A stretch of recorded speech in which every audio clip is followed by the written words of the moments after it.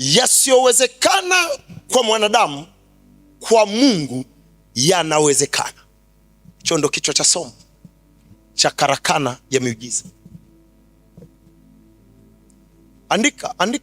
Andika very serious. Hebu nisaidie kupiga kelele, karakana ya miujiza. Sema tena. Afu sema, yasiyowezekana kwa mwanadamu, kwa Mungu yanawezekana. Sema tena.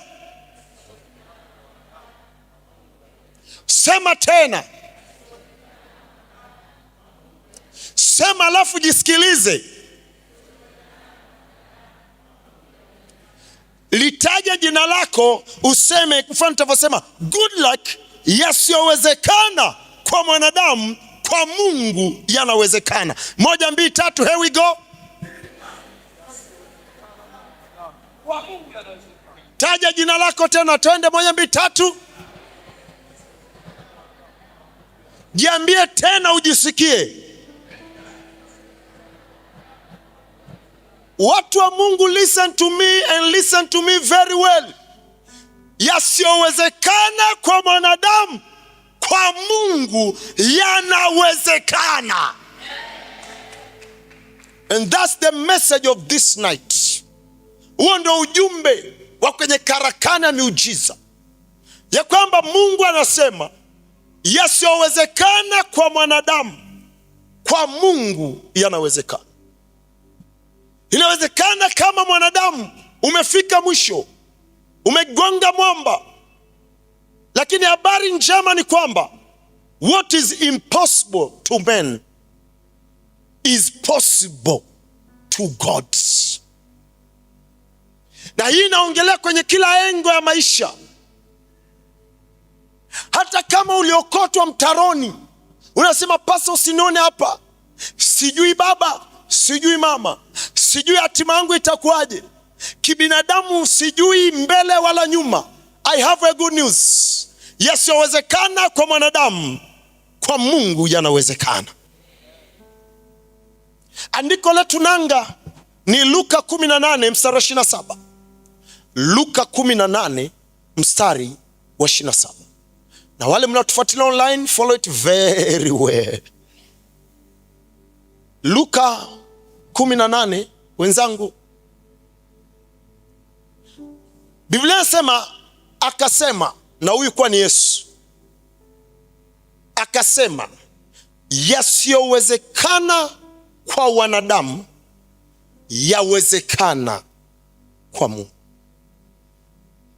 Yesu akawa anawaambia wanafunzi wake, yasiyowezekana kwa wanadamu yawezekana kwa Mungu. Maandiko haya ambayo tumeyasoma ni mstari mmoja tu, yana maana kubwa sana,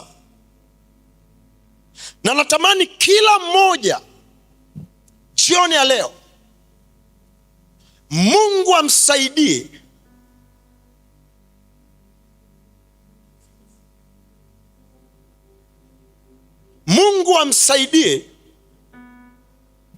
andiko hili na maandiko nitakayoenda kufundisha yawe maandiko yako ya kimaisha siku zote, ya kwamba yasiyowezekana kwa wanadamu, kwa Mungu inawezekana.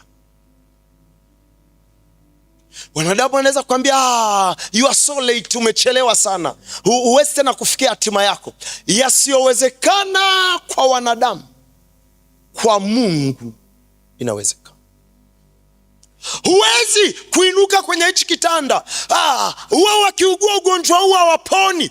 Yasiyowezekana kwa wanadamu, kwa Mungu yanawezekana. Huwezi kupata mtoto, mirija uzazi mirija uzazi imekatwa. Yasiyowezekana kwa wanadamu, kwa Mungu yanawezekana. Huwezi kutoka kimaisha, huna godfather, Wanasema ukiona mbwa juu ya mti ujue amepandishwa.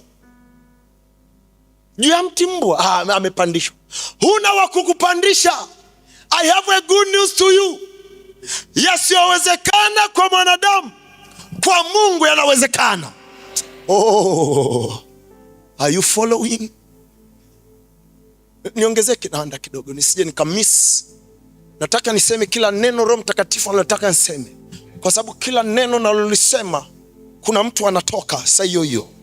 Nasema sasa hivi tunavyoendelea, karakana imeanza, unajua Nasema karakana imeanza. Sasa Biblia inasema naye alipokuwa akisema Roho akawashukia. As I'm talking now, kuna watu wanahama level tayari. Nasema kuna watu wanahama viwango tayari. Kuna watu wanasema ugonjwa huu hautaniua tena. Wanadamu wamesema huna dawa, lakini isiyowezekana kwa mwanadamu sio hivyo kwa Mungu. Kwa Mungu inawezekana. Anaanza kupona saa hii. Yule ambaye aliambiwa hutafika popote, hutaenda popote, alikuwa amejikatia na tamaa. Ninavyoongea namna hii, kuna nguvu za Mungu zinashuka juu yake. Kuna neema ya Bwana inashuka juu yake. Anaanza kukunguta miguu yake. Anaanza kuondoka kwenye kukata tamaa. Anajua kwamba lisilowezekana kwa mwanadamu, kwa Mungu. Oh. Are you following? Are you following? Are you following? Thank you Jesus. Roho Mtakatifu ananiambia ndani ya ibada hii kuna watu wataenda kufanyiwa miujiza ambayo masikio yao yatawasha. Kwa sababu wao kibinadamu walikuwa wamefunga faili, wamejikataa, wamesema no, nafikiri hizo ni level za wengine, sisi hapana. Sikiliza, imani yako inaenda kuinuka hapa. Neema Mungu inaenda kuachiliwa juu yako. Na kwambia Mungu atakutendea, masikio yako yatawasha. Sio kwamba watu hawataamini, wewe mwenyewe hutajiamini. Listen, there is a level and levels. Kuna level Mungu anafanya mpaka wewe mwenyewe, sio kwamba watu wanajiuliza, lakini hata wewe mwenyewe unajiuliza. You doubt yourself. Unabidi uanze kujifinya, ni mimi, unagundua ni wewe. Hiyo ndio miujiza ambayo Mungu anaenda kufanya kwenye maisha yako. I'm not a motivator, I'm a preacher of the word of God. I'm not here to motivate you. I'm here to tell you the truth. Yesu akasema, yasiyowezekana kwa mwanadamu yanawezekana kwa Mungu. Hii kauli ina mambo kadhaa ya kujifunza. Kwa haraka tunajifunza vitu kadhaa. Maandiko haya yanatufunulia mambo kadhaa. Jambo la kwanza ambalo maandiko haya yanatufunulia ni kuwa kuna vitu vinaweza kushindikana kupitia uwezo, ujuzi, uzoefu na hata maarifa ya kibinadamu. Yes. Ndio maana nasema kisichowezekana, yasiyowezekana kwa wanadamu. Maana yake kuna mambo ambayo kwa wanadamu hayawezekani. Let me repeat. Inawezekana umefika hiyo level. Wapendwa, kwa mujibu wa maandiko hayo ya Biblia, maana yake kuna mambo ambayo kwa wanadamu hayawezekani. Si ndio? Asingehangaika kusema kisichowezekana au yasiyowezekana kwa wanadamu. Maana yake kuna mambo ambayo kwa wanadamu hayawezekani. Inawezekana mtu amefikia hali ambayo kwa wanadamu haiwezekani. Anasema hivyo vipindi vipo. Hayo mazingira yapo ambapo uwezo wa kibinadamu umeshindwa.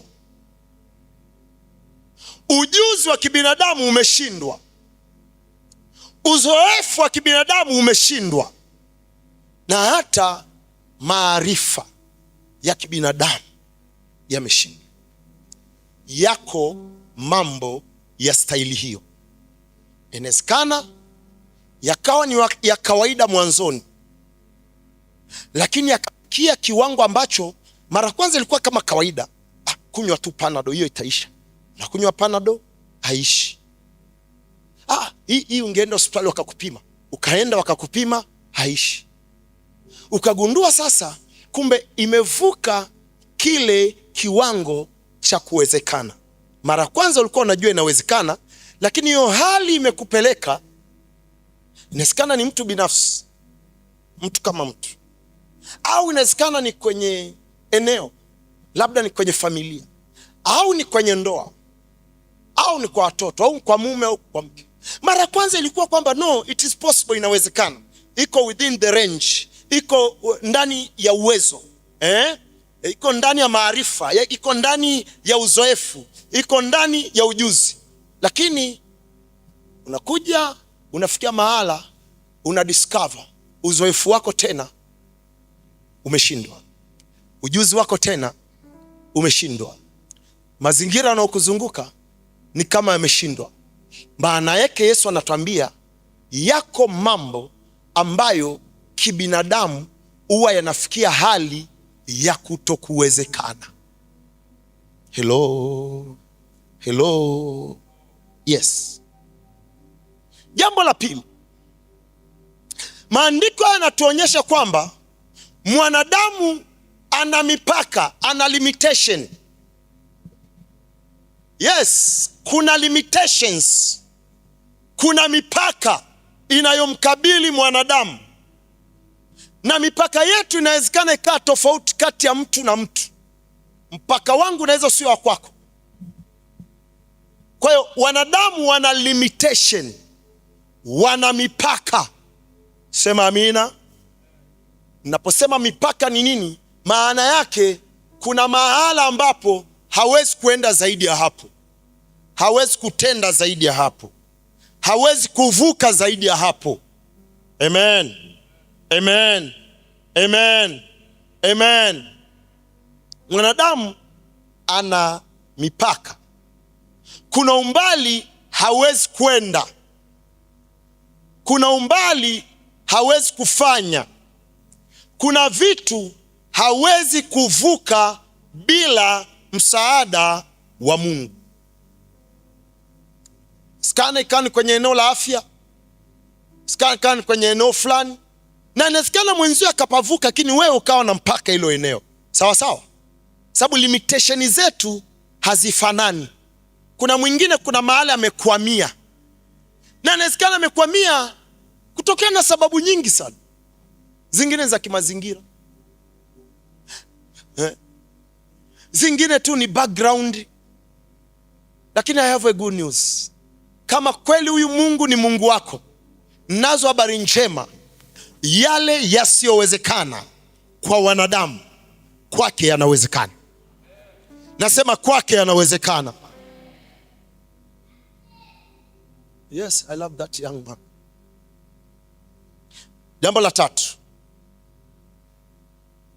maandiko haya yanatuonesha kuwa kuna vitu vinaweza kumshinda mwanadamu.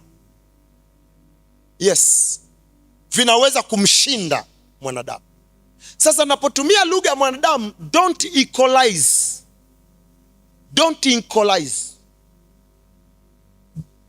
Lakini kwa ujumla wake kuna vitu vinaweza kumshinda mwanadamu.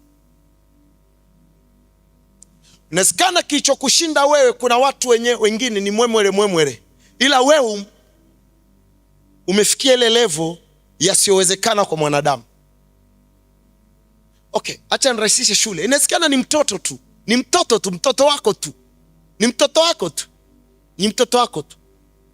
Umeomba mpaka basi, umefanya kila unachoweza kufanya.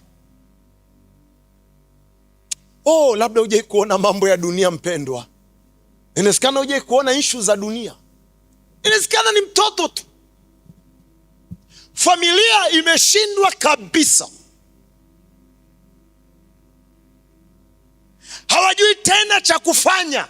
Wamefanya kila kitu, wanachojua kufanya, na mtoto hajabadilika. Hello, usiombe ukutane na hiyo kesi. Ukiwa haujafika hapo, unaweza ukafikiri ni kawaida. Amepeleka kwa wanasaikolojia wa mkansel, nehi.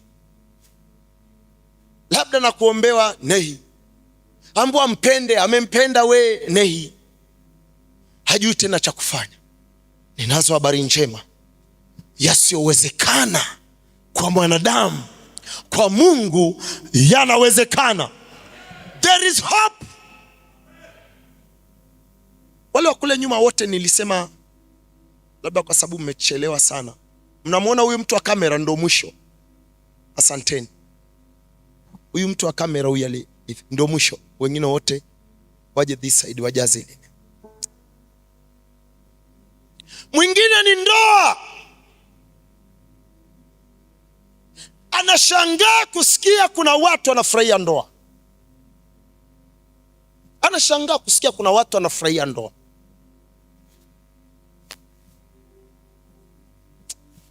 Thank you Holy Spirit. Anashangaa. Amefanya kila kitu anachofikiri atafanya, hakuna kinachoenda. Kwake yeye amefikia lile andiko, yasiyowezekana kwa mwanadamu, na amefikia level mpaka anasema hili haliwezekani. Mwingine ni afya. Mwingine ni afya, mpaka yuko kwenye mudi ya kusubiria kifo. Anasema pasa, nimeenda kila mahali, imeshindikana. Are you following? Imeenda kila mahali. Kwenye Biblia inasema kuna mwanamke alikuwa anatokwa damu miaka, it was 12 years, miaka 12. Acha hiyo, soma ule mstari unaosema, amesema na aliyemaliza mali yake yote kwa matabibu. Sasa zini unasoma tu miaka 12. Fikiria hali ya ule mtu. Biblia inasema alikuwa amemaliza mali yake yote kwa matabibu. Maana yake nini? Alipigania afya yake. Alipigania afya yake. Alienda kwenye every best hospital at their time. Maybe at their time there was not that technology. Hakukuwa na hiyo teknolojia ya ameenda kwa waganga, ameenda hospitalini, amefika mahala kila mtu anamwambia hili haliwezekani. Mimi sijui naongea na nani jioni ya leo, ambaye umefika mahala la kwamba hili haliwezekani. Na kwa taarifa yako, usizubutu kujichomoa hapo, kwa sababu kuna mtu anasema mimi sijafika hapo, sijafika hapo. Inawezekana kwenye afya hujafika hapo, ni kweli kabisa. Inawezekana kwenye ndoa hukufika hapo, na nashukuru Mungu, wala kwa watoto. Ila kuna kakona. Wengine hata yuko hapa sasa hivi anasema Mungu wangu, hii miaka 40 kweli sija kanyaga mahali hii. Nafikiri sizani tena. Na wewe umefika kwenye haiwezekani.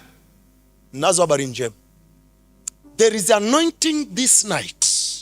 Kuna upako jioni ya leo kushughulika na yale yasiyowezekana kuwezekana. Wengine ni uzao. Nimeona watu kwenye ishu za uzao ambao kila mmoja amemkatia tamaa. Everyone. Hata wanaomba naye na wenyewe wasema nafikiri labda ni mapenzi ya Mungu. Unatafuta na vifungo vya Biblia. Usifikiri ni kitu kidogo. Yasiyowezekana kwa mwanadamu. Listen to me, young men, vijana wangu. Kwa gharama yoyote usikubali limitation ya kibinadamu. Usikubali limitation ya kibinadamu. Change gear, weka kwenye uwezo wa Bwana. Shout hallelujah.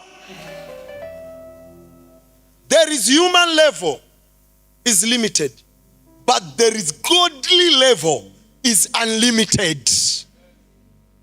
There is human level, there is limits, but there is godly level is unlimited. Are you following? Wangapi wananifuata? Mgeuke jirani yako, mgeuke jirani yako, mwambie kwa wanadamu inaweza kabisa isiwezekane, lakini kwa Mungu yote yanawezekana. Okay, acha nirudie. Ukielewa nitaelewa. Mwambie jirani yako kwa wanadamu inaweza isiwezekane, lakini kwa Mungu yote yanawezekana. Hallelujah. My son, Pastor Regnus, don't limit yourself with human capacity. Usijiwekee mipaka na uwezo wa kibinadamu. There is higher power. I say there is higher power. There is higher capacity. Ndio maana Biblia sema hatuendi kwa kuona, tunaenda kwa imani. Manake we are tapping kwenye capacity ya Mungu. Are you following? As a human kuna limitation. Nakwambia. Na narudia tena, limitation zetu ni tofauti kulingana na background na familia tuliotokea. Hivi unajua kuna mtu yeye kufika university lazima ahame kwenye level ya mipaka kibinadamu, ahamie kwenye level ya kiungu ndo akanyage. Ila kuna mwingine kufika university anashangaa tu unamwamini Mungu kufika university wakati nyumbani kwao mambo safi, ada zipo, kila kitu. Lakini kuna mwingine kukanyaga hapo lazima aondoe macho yake kwenye mipaka ya kibinadamu, mipaka familia yao, mipaka ya ukoo wao, mipaka ya kijiji chao. Aondoe hayo macho, achague kumwangalia Bwana, asema na yaweza yote katika Kristo anitiaye nguvu. Haijalishi mazingira yangu, ninajua kwa wanadamu inawezekana isiwezekane. Kwa historia yangu hakuna anayevuka, lakini kwa sababu Bwana yupo ninavuka hapa, ninaenda left. You follow it? Shaladama.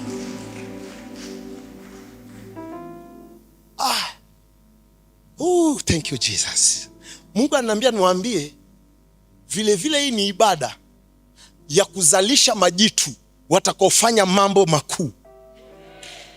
Thank you Jesus.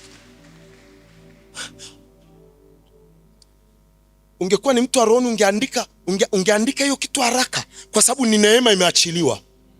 Kwa sababu hiyo ni neema imeachiliwa. Bam.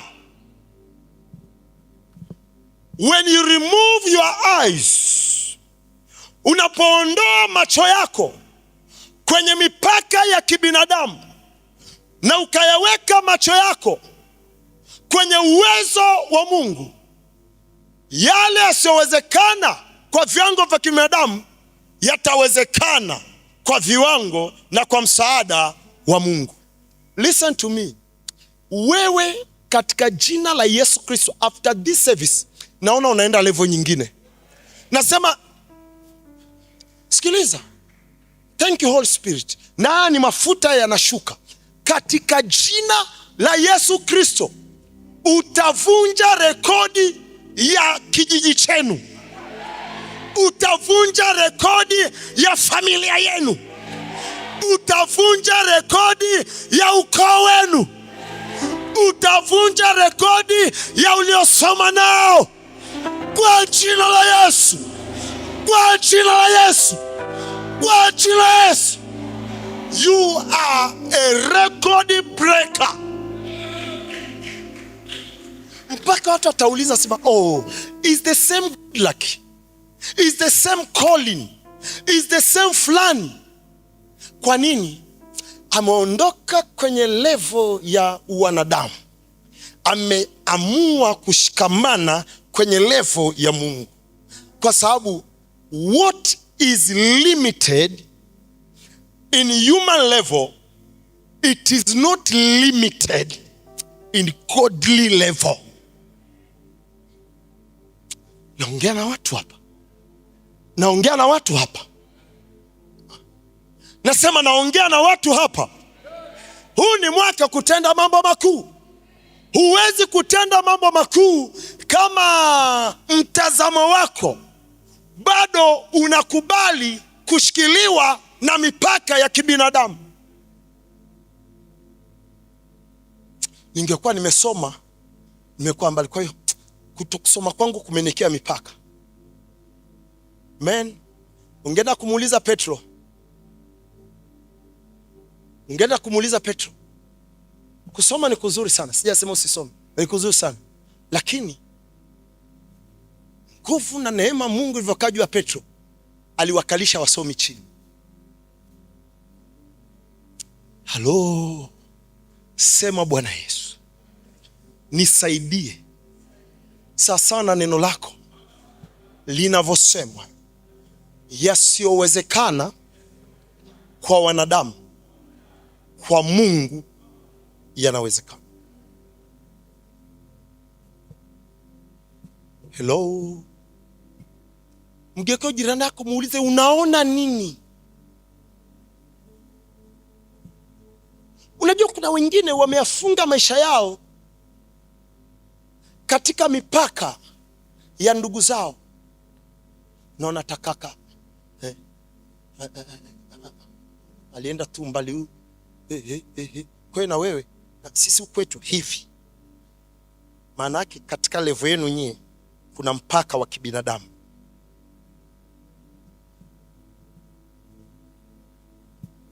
Ukoo wetu hakuna anayefanikiwa kuzidi hapa.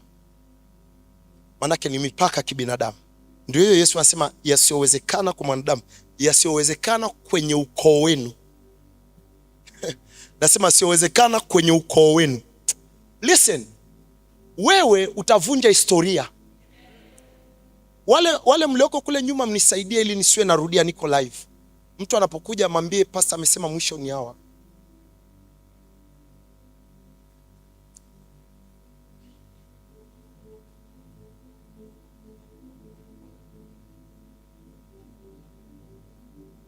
Kwa hiyo leo hii tunaenda ku break history. Hiyo amina yako kama hujaamini vile. Yes. Waliozaliwa viziwi tokea utotoni, we are breaking history today. Vipofu, we are breaking history today. Alikuwa kufanya, when you buy a car, when you build a house, ukazaa watoto, ukawapeleka shule, ukaa na nguo za kuvaa na chakula cha kuvaa, mpaka level hiyo hakuna cha kushtua. Hivi wewe jiulize, umeishi duniani miaka 70. Unaulizwa ni nini nimefanya miaka 70 duniani? Unasema nilioa, nikazaa watoto. Watoto wote nimewapeleka mpaka university, nikajenga na nyumba na hii gari. Miaka 60? You have wasted the life. Oh, sasa unaona watu walivyonyamaza kwa sababu ndio walikuwa wamejazana huko, huu wote wako huko. House is not achievement. Nyumba sio achievement. Hivi vitu ambavyo mmevifanya ni goal, ni lengo. Kwa Bwana sio lengo. Kwa Bwana ni tools. Let me change your mind. Kuna vitu ambavyo ni tools, ni vifaa vya utendaji. Wewe umevigeuza ni lengo la maisha. Acha nirudie. Kuna vitu ambavyo macho ya Mungu yanaona ni tool, ni vitendea kazi. Wanadamu wamegeuza ndo lengo la maisha. Are you following? Are you following? Nyumba ni tool, mavazi ni tool, gari ni tool, ni kifaa cha kukusaidia utimize kusudi, utimize malengo. Ona injili inavyokuwa ngumu hapa. Yaani unaisikia ugumu mpaka hapa madhabahuni, kwa sababu watu achievement ni nyumba. Yesu hakujenga nyumba, lakini aliupindua ulimwengu kwa miaka 3.5, akakirimiwa jina lipatalo majina yote. Sasa sijasema usijenge, usije ukaondoka sema ile ibada nisingeenda, imevunja mori wa kujenga. Weka jenge, lakini nataka unapojenga usije ukajenga ukasema nimefika. Hujafika, hujafanya kitu, kwa sababu viumbe vyote hai huwa vina nyumba. Kwa hiyo wewe kuwa na nyumba sio surprise. Usipokuwa nayo ndo tunashangaa, ukiwa nayo hatushangai. Sasa ulimwengu umefikia level ambayo vile ambavyo hatutakiwi kushangaa tunashangaa. Eti kajenga, unashangaa. Unashangaa nini? Nimekwambia hata panya ana nyumba, si ndio? Hata panya ana nyumba. Unasema nyumba gani hiyo? Ni kwa sababu wao kwenye ulimwengu wa panya shimo ni nyumba. Hujai kuona ndege anatengeneza kiota? Ndege ana nyumba. Sasa unapopiga kelele nyumba nyumba, na ndege afanyeje? Kuna kitu navunja hapa. Kwa sababu hiki ninachohubiri leo kisichowezekana kwa mwanadamu kinawezekana kwa Mungu. Sio vilevo vidogo vidogo hivi. Ni vitu ambavyo vitakuwa ni history breaking. Vitakuwa ni vitu vya kuvunja rekodi. Ni vitu ambavyo utaweka rekodi. Naomba niulize swali hapa. Wangapi wanamjua Bill Gates kwa nyumba anayoishi? Pamoja nimetoa mfano wa watu. I don't know even ana nyumba kwenye state gani. I don't know. Lakini impact yake kwenye ulimwengu ndo naielewa. Amen. Amen. Ninamuomba Mungu. Najua miujiza enda kutokea kila aina hapa, lakini moja muujiza na muomba Mungu, nguvu za Mungu zikashuke juu ya watu hapa. Amina. Zikawapeleke zaidi ya kawaida.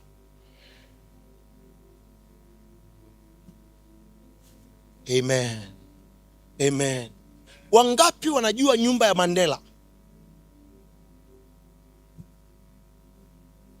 Gari lake?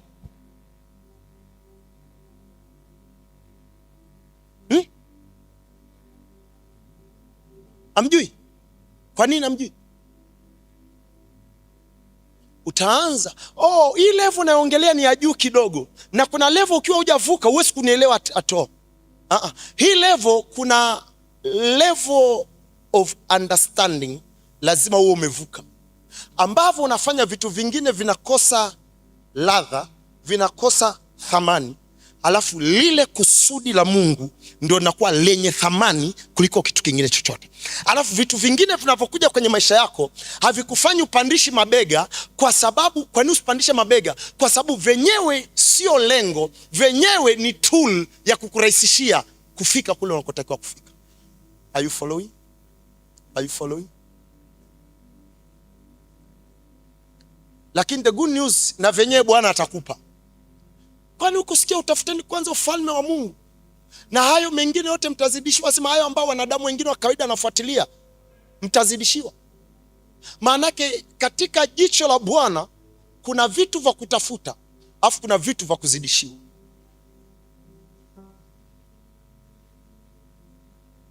Amen. Saa zingine tunatafuta nguvu za Mungu na msaada wa Mungu kwa vitu vidogo sana. Si tunawaza vikubwa, lakini mbingu ikiangalia sema yani vile vya kuzidishia. Kwa nini Mungu akupe afya?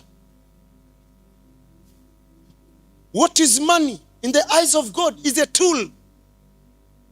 Pesa ni kifaa cha utendaji. Haleluya, haleluya, haleluya. Nasema kwa jina la Yesu, yasiowezekana inawezekana kwenye ukoo wenu. Hapaja kutokea mtu mkubwa. You are the first one. Nasema you are the first one. Nasema you are the first one. Roho Mtakatifu, hao watu wako wananielewa. Nasema inawezekana kwenye familia yenu hapaja kutokea mtu mkubwa. You are the first one. Mungu itakuwa kwenye kada mbalimbali. Sio kwamba utakuwa mtumishi kama mimi, kwa maana kwamba labda paka mchungaji au mhubiri kama mimi, lakini wengine inawezekana ni kwenye unakuwa very tycoon kwenye business. Sawa sawa. Na unajua ukiwa tycoon kwenye business, hakuna mfanyabiashara mkubwa, sawa, ambaye anafanya biashara kwa ajili yake tena. Hawa wadogo wadogo hawa unauza duka la mangi ndio kwa ajili yako. Ukishafika kama hawa wengine wanaotajwa huko Tanzania, sawa sawa, ukiangalia utagundua tena yeye ameshaenda level zaidi ya yeye. Kwa sababu gani ameenda level zaidi ya yeye? Ni kwamba haijalishi ana hela kiasi gani, hawezi kulala nyumba mbili atpa. Atalala kwenye nyumba moja kwa usiku mmoja. Sawa sawa. Na nyumba yenyewe hawezi kuijaza. Hawezi kuingia akajaza maviumba vyote. Itabidi aingie kwenye chumba kimoja. Na chumba kimoja hawezi kukijaza. Itabidi aende kwenye kona moja hivi kwenye kitanda. Na kitanda chenyewe, utaanza kugundua kwamba maisha ni zaidi ya mimi. Sasa jiulize, una gorofa, ni vizuri uwe na gorofa ili uwe na nyumba za Biblia. Sawa sawa? Lakini listen to me. Utaenda kulala room hii. Afu ndani ya room moja utaijaza kwamba sasa hii room naipenda, utanue miguu hivi ujaze. Never. Utaenda kulala kwenye space fulani hivi ambayo inaitwa kitanda. Na kwenye kitanda utakijaza kaeneo fulani. Hiyo ni kukuonyesha. Hiyo ni kukuonyesha. Hiyo ni kukuonyesha.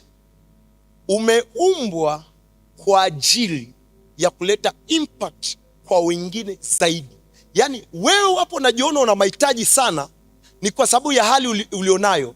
Siku ukianza kuvuka hiyo hali, utagundua mahitaji yako ni kidogo sana ukilinganisha na kule Mungu anakutaka kupeleka. Roho Mtakatifu nisaidie. Are you following? Are you following? Haijalishi una hela kiasi gani, huwezi kula pleti mbili. Na hela za ajabu, kadri unavyozipata ndio unakula kidogo.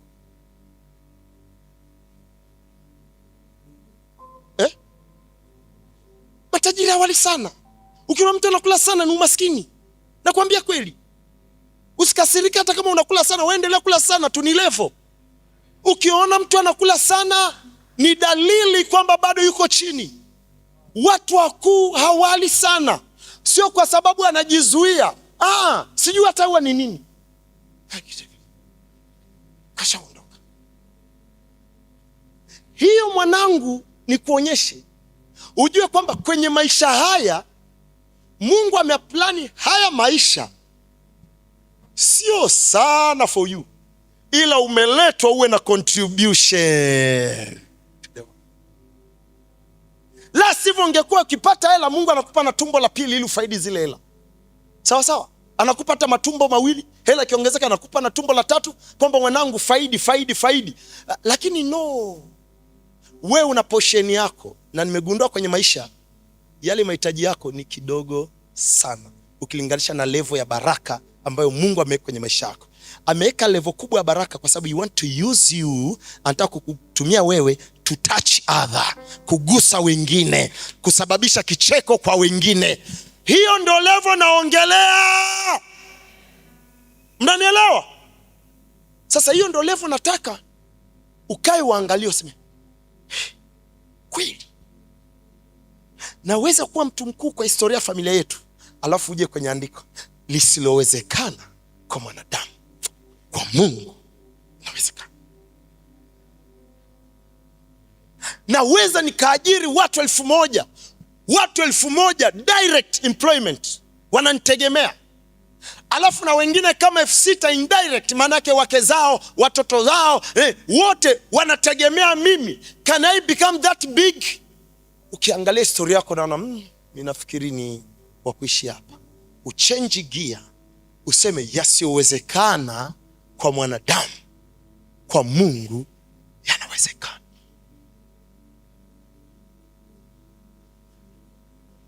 Hello, are you following? Think big.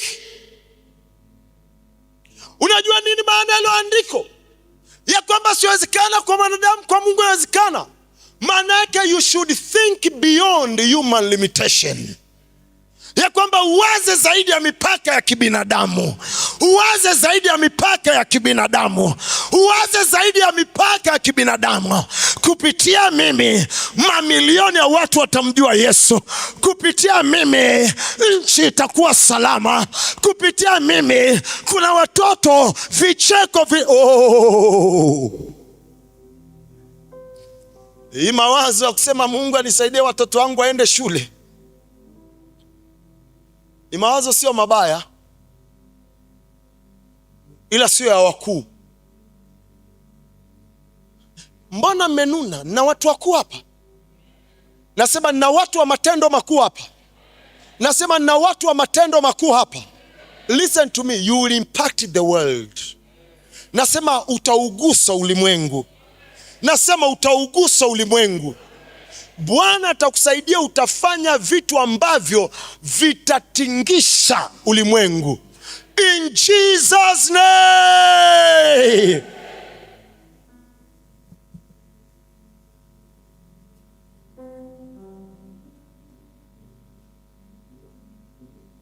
Sio kwa Roho Mtakatifu amekaa hapa. Sio kwa Roho Mtakatifu amekaa hapa.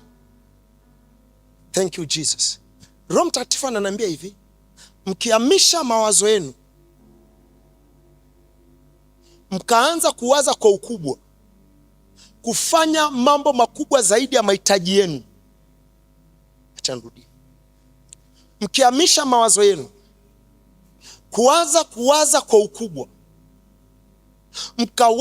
mkaanza kuwaza mambo kwa ukubwa zaidi ya mahitaji yenu, the grace to take you there inaachiliwa juu yako. Nasema neema ya kukupeleka huko inaanza kuachiliwa juu yako. Na hizo ndo level ambazo mambo ulionayo moyoni kibinadamu unaona sidhani. Kibinadamu, kutokana na vision ulionayo, maono ulionayo. Amina. Kibinadamu kwa sababu tunasema hivi, maono yoyote unayoyamudu hayajatoka kwa Bwana. Ukiona maono unayamudu, nina maono. Nina maono na nina hela fulani benki inatosheleza maono. Hayo sio maono. Hizo ni passion fulani na ambition fulani. Maono yoyote lazima kufikishe kwenye human limitation, ya kwamba unaona sina kila kinachohitajika ili atimie. Na hapo ndipo pa kupiga gia nyingine. Unaiondoa kwenye gia ya wanadamu, unaipeleka kwenye gia ya Mungu, ambapo kwa yale yasiowezekana kwa wanadamu, kwa Mungu yote yanawezekana. Nasema kwa Mungu yote yanawezekana. We will shake this city. We will shake this country as New Vine. Tutaporomosha. Na nilisema jengo la chini mwisho ni hii hapa ofisi. Mengine yote kuanzia ghorofa 5. Pasa una wapi hela? Yasiyowezekana kwa mwanadamu, kwa Mungu yanawezekana. Unatoa macho kwenye mipaka ya kibinadamu. Kibinadamu kiangalia, unaona kila kitu hakiwezekani. Lakini nina uzoefu kidogo, nisiseme sana, kidogo na huyu Mungu. Huyu ni Mungu ambaye Wanaisraeli walipofika bahari ya Shamu, wakaona hakuna uwezekano wa kuvuka hapo. Akaambia siwezekana kwa mwanadamu, kwa Mungu inawezekana. Pale ambapo unaona hamna njia, Jehova ana njia. Pale walipoona haiwezekani, Bwana akachana bahari, ikapatikana njia. Mungu akasema, Biblia inasema wakasikia kiu. Walipoona jangwa, hawakuona maji kwenye jangwa. Mungu akitaka kuwaonyesha ubabe wake, hakuambia chimbeni chini, akaambia pigeni mwamba. Unajua kuchimba chini angalau utapata na matumaini, unaweza pata maji kwenye jiwe. Ni Mungu ataka kuonyesha yasiyowezekana kwa mwanadamu, kwa Mungu inawezekana. Na kuuliza swali, ni nini hicho ambacho umesema akiwezekana? Na ni nani amekuruhusu useme akiwezekana? Narudia tena nikuulize swali, ni nini hicho ulichosema akiwezekana? Naomba sikuondoa hata kwenye vile vimalengo vyako vidogo vidogo, maadamu hujavitimiliza na kutia moyo, nenda kavitimilize. Sawa sawa, kwamba mimi sitaka nijenge hapa mjini. Utajenga. Na ukijenga sio kwamba ukijenga ndio umefika. Unajenga ili upate nyumba kukaa, utimize kusudi la Bwana. Maana leo utajenga. Tena utajenga kinyumba cha hovyo. Bila sema mtajenga nyumba nzuri na kukaa ndani yake. Sema nzuri. Sio unakuwa na nyumba unavumilia badala ya kufurahia. Usivumilie. Hivi mimi kweli kuna siku nitatembea nimekaa? Utatembea umekaa. Yaani kuendesha gari utatembea. Ukikubali kwamba kisichowezekana kwa mwanadamu, kwa Mungu kinawezekana. Are you following? Are you following? Are you flowing? Mimi nafikiri nitakufa hivi hivi. Hutakufa hivyo hivyo. Nakwambia, not in this church. Hutakufa hivyo hivyo. Utakufa kama mtu wa maana, na utakufa muda utapokuwa umefika.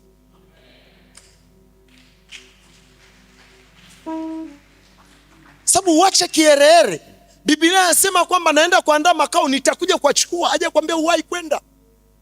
Relax. Mwambie mwenzo relax. Are you following?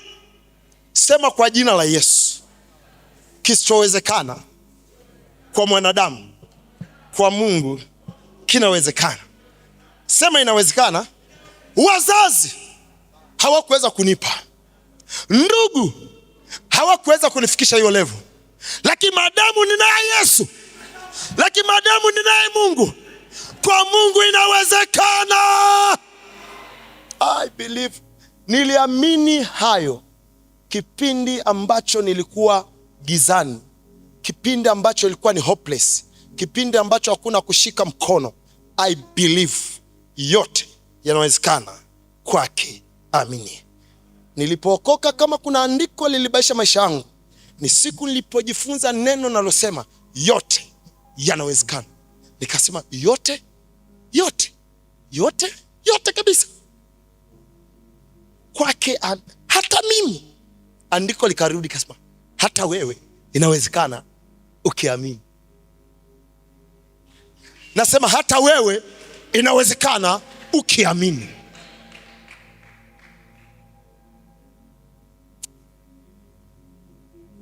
Vijana wangu, mnanisikia?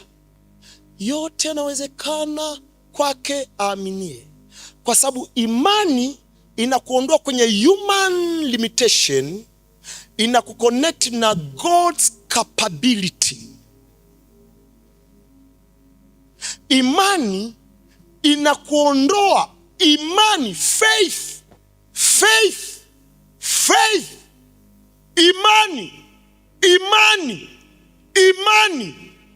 Imani inakuondoa kwenye mipaka ya kibinadamu, inakupeleka kwenye uweza wa Mungu. Faith. If you can believe.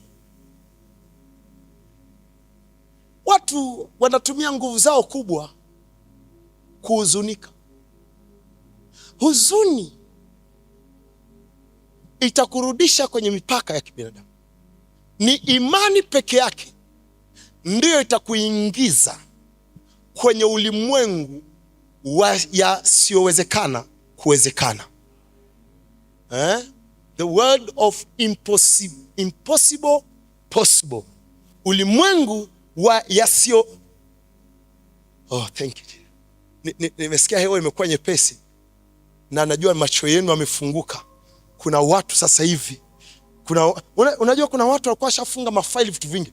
Kuna watu sasa hivi maono makubwa yanazaliwa ndani yao, ndoto kubwa zinaibuka ndani yao. kuna imani imezaliwa ndani yao ya kufanya mambo makuu. Nenda kafanye mambo makuu. Nimeipenda ikara. Unajua kukubandika mkono ukapata afya, Mungu anaenda kufanya chap chap hapa.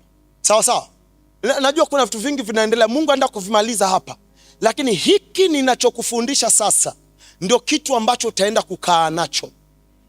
Change. Yesu akasema yasiyowezekana kwa wanadamu, kwa Mungu yanawezekana. Maanake kwenye level ya wanadamu kuna limitation, lakini kwenye level ya uungu, ukibadilisha macho yako kwenye level ya uungu, no limitation. Pastor, choose to believe that as a pastor. Imani ya mshirika itakusaidia. Imani yako as mchungaji itakusaidia yourself.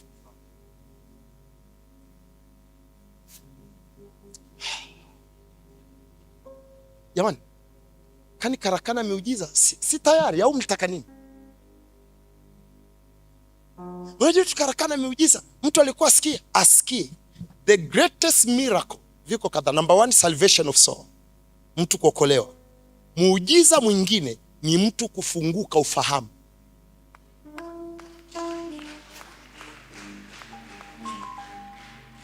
Are you following? Mr. Nesori, unanielewa? Kuna muujiza mkuu ni roho ya mtu kuokolewa. Muujiza wa pili ni mtu kuchange mtazamo wake, ukabadilishwa na kweli ya neno la Mungu, akaanza kuona kama neno linavyosema, akaanza kuona kama neno linavyoona. Baada ya muda atakuwa kama neno linavyosema na kama neno linavyoona. Warokole hawapendi huo muujiza, wanapenda pokea. Mungu na kilio ndani ya moyo, Mungu akakutendee mambo tangible yatakobadilisha historia ya maisha yako, ambayo sio watu tu watagundua umebadilika, hata wewe mwenyewe utagundua wewe sio yule. Mpaka ndugu na jamaa waanze kukuangalia kwa jicho lingine, ya kwamba huyu mwenzetu ni wa level nyingine. May God do that in the name of Jesus. Nasema Mungu atende hilo katika jina la Yesu. Are you following? Huwezi kuenda mbali zaidi ya jinsi unavyoona mambo. Kuna wengine hapa ni wadogo, lakini mimi unajua umri umeenda pasta, tumeanza kuzeeka, afu linaanza kuzeeka on the spot. Una umri gani? Unajua na miaka 35, afu mimi ni dada. Unajua dada miaka 35 ni mzee. Afu nashangaa anaanza kuact kama mzee. Hata akili zenyewe zinaanza kuvunjika tu, asitaki kufanya kazi tena. Unasikia maneno yake anavyosema tu, napambana tu, nitafuta kiwanja, nikifa mtoto nimwachie kiwanja. Anaweza na kufa. Kwa sababu gani anawaza hivyo? Akili imeharibika. Sikiliza, Ibrahimu alipata maono akiwa na miaka 75. Muulize mwenzio una miaka 75? 75 years Abraham ndo anaanza vision. In 75 years. Wewe hata 35 ndo hiyo umekaribia kufika, tayari umeanza kuzeeka. Na Biblia inasema utatoa utomvu hadi uzeeni. Angalia kina Papa Deboye, miaka 80. Nilipata neema nikaenda kwenye island inaitwa Victoria Island, bahari ya Pacific. Nimeenda pale miaka 80, mzee vitu anavyofanya kwa miaka 80. Oh my God. Angalia Bishop Oyedepo, ana break record za ulimwengu. Nenda kaulizia umri.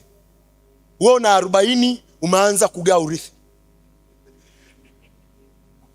Maneno yamejaa tu ya urithi. Kuna ile shamba la kule utalichukua wewe. Shamba la maana yake unajua nini? Ana mpango wa kujenga.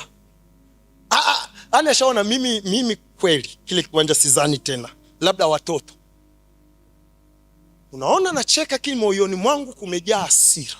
Ninaomba kwa jina la Yesu Kristo, neema ya Bwana inainua watu ikashuka juu yako kwa jina la Yesu, kwa jina la Yesu, kwa jina la Yesu.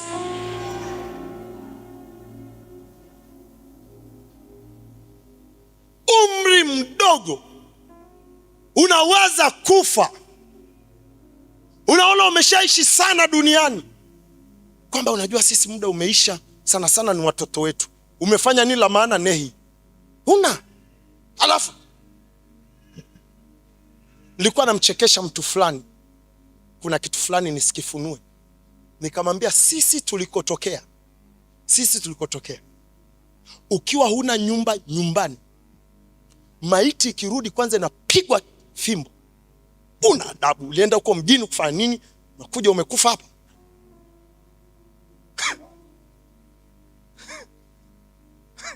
Mwana chapa maiti ndio inazikwa, zikwe na kiboko.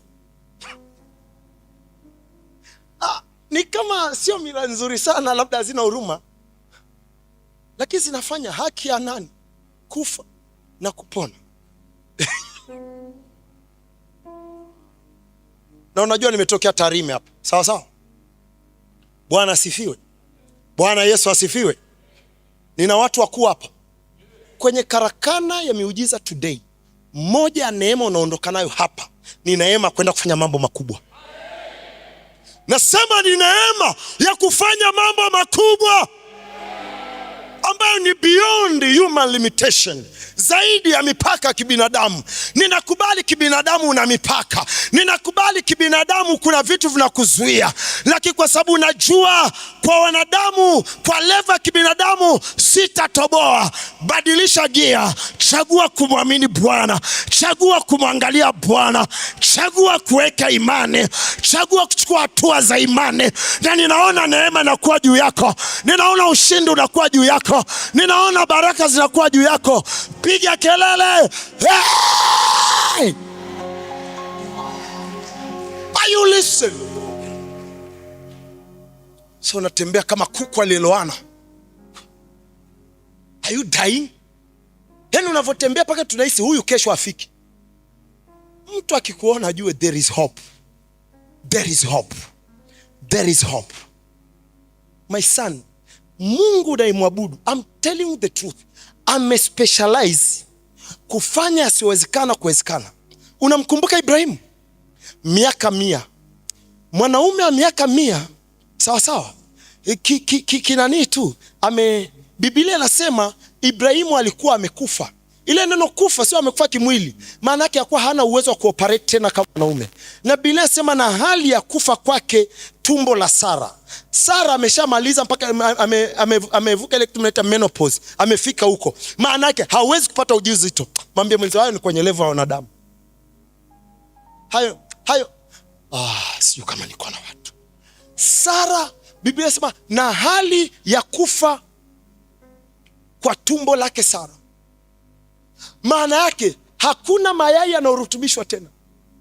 Mama na miaka kama 75. Mungu alisubiria ifike hapo ili auonyeshe ulimwengu lisilowezekana kwa mwanadamu, kwa Mungu linawezekana. Lisilowezekana kwa mwanadamu, kwa Mungu linawezekana. Yesu alipokuwa duniani alikuwa na rafiki yake kipenzi anaitwa Lazaro. Anaipenda ile familia. Akatumiwa barua, rafiki yako anaumwa. Biblia inasema Yesu akakawia makusudi, Lazaro akafa. Alipokufa Yesu akakawia tena makusudi, Lazaro akazikwa. Alipozikwa Yesu akakawia tena makusudi mpaka siku 4 za kufa kwake. Ndio anawaambia wanafunzi, twendeni, rafiki yetu Lazaro amelala. Wanafunzi akamwambia, mzee kama amelala si atamka tu kwa muda wake, kwani hilo na nyeli tupeke kule? Biblia inasema Yesu alipogundua kwamba hakuelewa, akamwambia Lazaro amekufa, twendeni tukamfufue. Alipofika kwenye familia Martha na Mariam, walimwambia neno hivi, umechelewa. Kuna mtu hapa anasema pastor unahubiri vizuri ila Mungu ameshachelewa. Asema ulichelewa. Ungekuwepo ndugu yetu asingekufa. Yesu akamwambia mimi ndio huo ufufuo. Alafu alipoambiwa ni ufufuo akaweka hekima. Martha au Mariam akasema najua utafufua siku ya mwisho. Akamwambia sio swala siku ya mwisho, nionyesheni mlipomweka. Wakamwambia mzee sasa hivi ananuka, hata mwili wake umeliwa na wadudu. Angalau alipokufa pap, mwili ulipokuwa na joto, ungeweza kumfufua. Sasa hivi ukimfufua, hata mwili wenyewe umeharibika. Sema, lacheni kelele, nionyesheni mlipomweka. Nasikia Mungu anamwambia mtu fulani, acha makelele, nionyeshe hilo jambo. Acha makelele, nionyeshe hilo jambo. Nionyesheni mlipomweka. Biblia inasema akampeleka, akaambia ondoeni jiwe. Unajua maana kuondoa jiwe? Ondoa hiyo mipaka inayokuzuia, ondoa hiyo mawazo yanayokuzuia, ondoa jiwe. Ambia liondoeni jiwe. Sikiliza, Yesu hakuliondoa jiwe kwa sababu sio aliyeliweka. Walioliweka waliondoe wenyewe. Uliyaweka mwenyewe, hiyo limitation iondoe mwenyewe. Kama unataka kumwona Mungu anakupeleka level nyingine, hiyo limitation ulioweka ya kusema familia yetu hawasongi zaidi hapa, ukoo wetu hawaendaji mbali zaidi hapa, umri niliofika siwezi kuolewa, umri niliofika siwezi kupata mume au mke, hayo ni jiwe umeweka, liondoe mwenyewe. Yesu anasema liondoe hilo jiwe. Liondoe hilo jiwe. Mgeukie jirani yako, mbele liondoe hilo jiwe. Mgeukie jirani yako, mbele liondoe hilo jiwe. Na kuna mawe mengi sana watu wameweka kwenye maisha yao, wengine wameweka kwenye afya zao. Mimi sitapona, huu ugonjwa utaniua. Mimi siwezi kuinuka kwa sababu kwenye familia yetu hakuna anainuka. Mimi sijaolewa kwa sababu sijaelewa, siwezi kuwa na maisha mazuri. You can have a good life even if you are single. You can make a great things. You can build your house, you can buy your car, unaweza ukaajiri, unaweza watu wengi wakakutegemea. Ondoa hilo jiwe. Pasa, unajua hii issue ni ya siku nyingi. Yesu alisubiri iwe siku nyingi ianze kunuka. Pasa, unajua hii issue yangu sasa mpaka inanuka. Yesu alisubiria maiti inuke. Alafu alipofika pale, asema liondoeni jiwe. Alafu akasema Lazaro, toka nje. Hakuna kitu kilichokufa zaidi ya uwezo wa Yesu kufufua. Do you believe?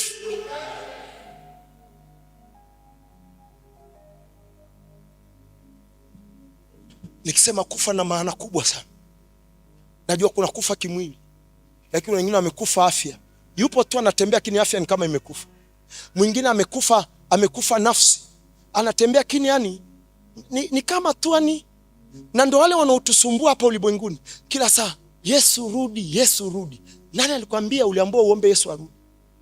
Alisema occupy till I come. Occupy till I come.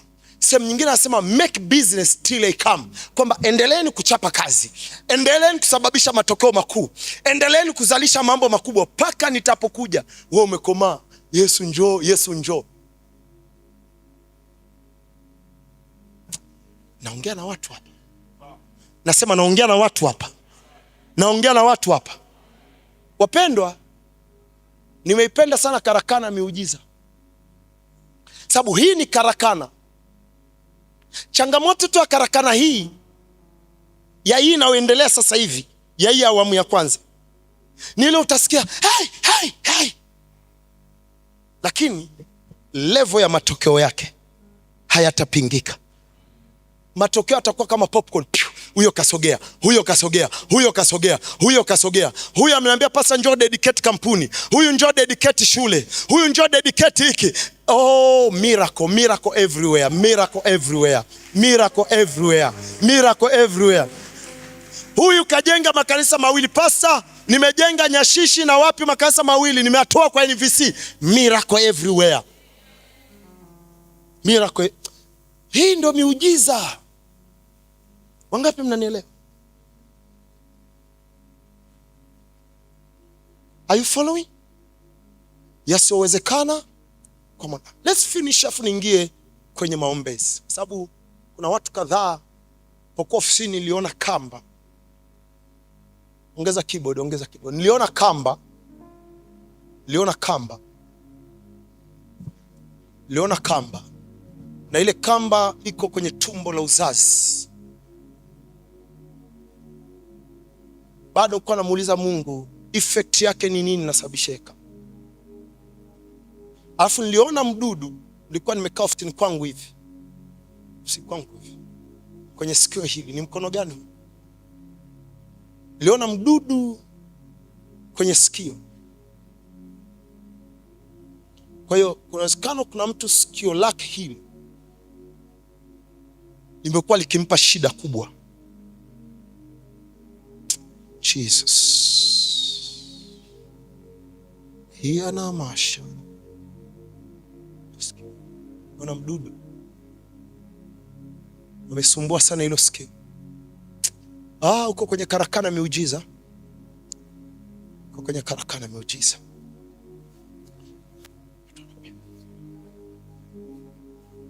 Hizo zitakuwepo nyingi tu hapa. Yesu anaenda kufanya mambo mengi.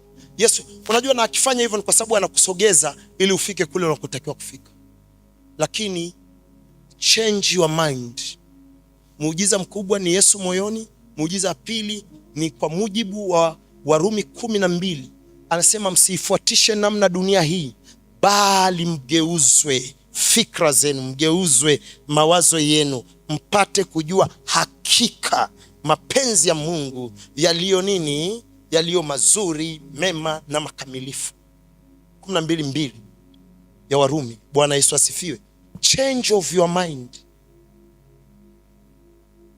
Do you know, ilimchukua Mungu miaka 40 kupambana kuiondoa Misri kichwani mwa Wanaisraeli.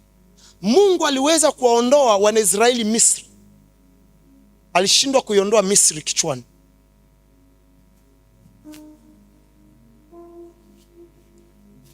Na kile kinachoendelea kwenye kichwa chako ndio kinamlimiti Mungu. Shetani hana uwezo wa kumlimiti Mungu. Shetani hana uwezo wa kumzuia Mungu. Mwenye uwezo wa kumzuia Mungu ni wewe.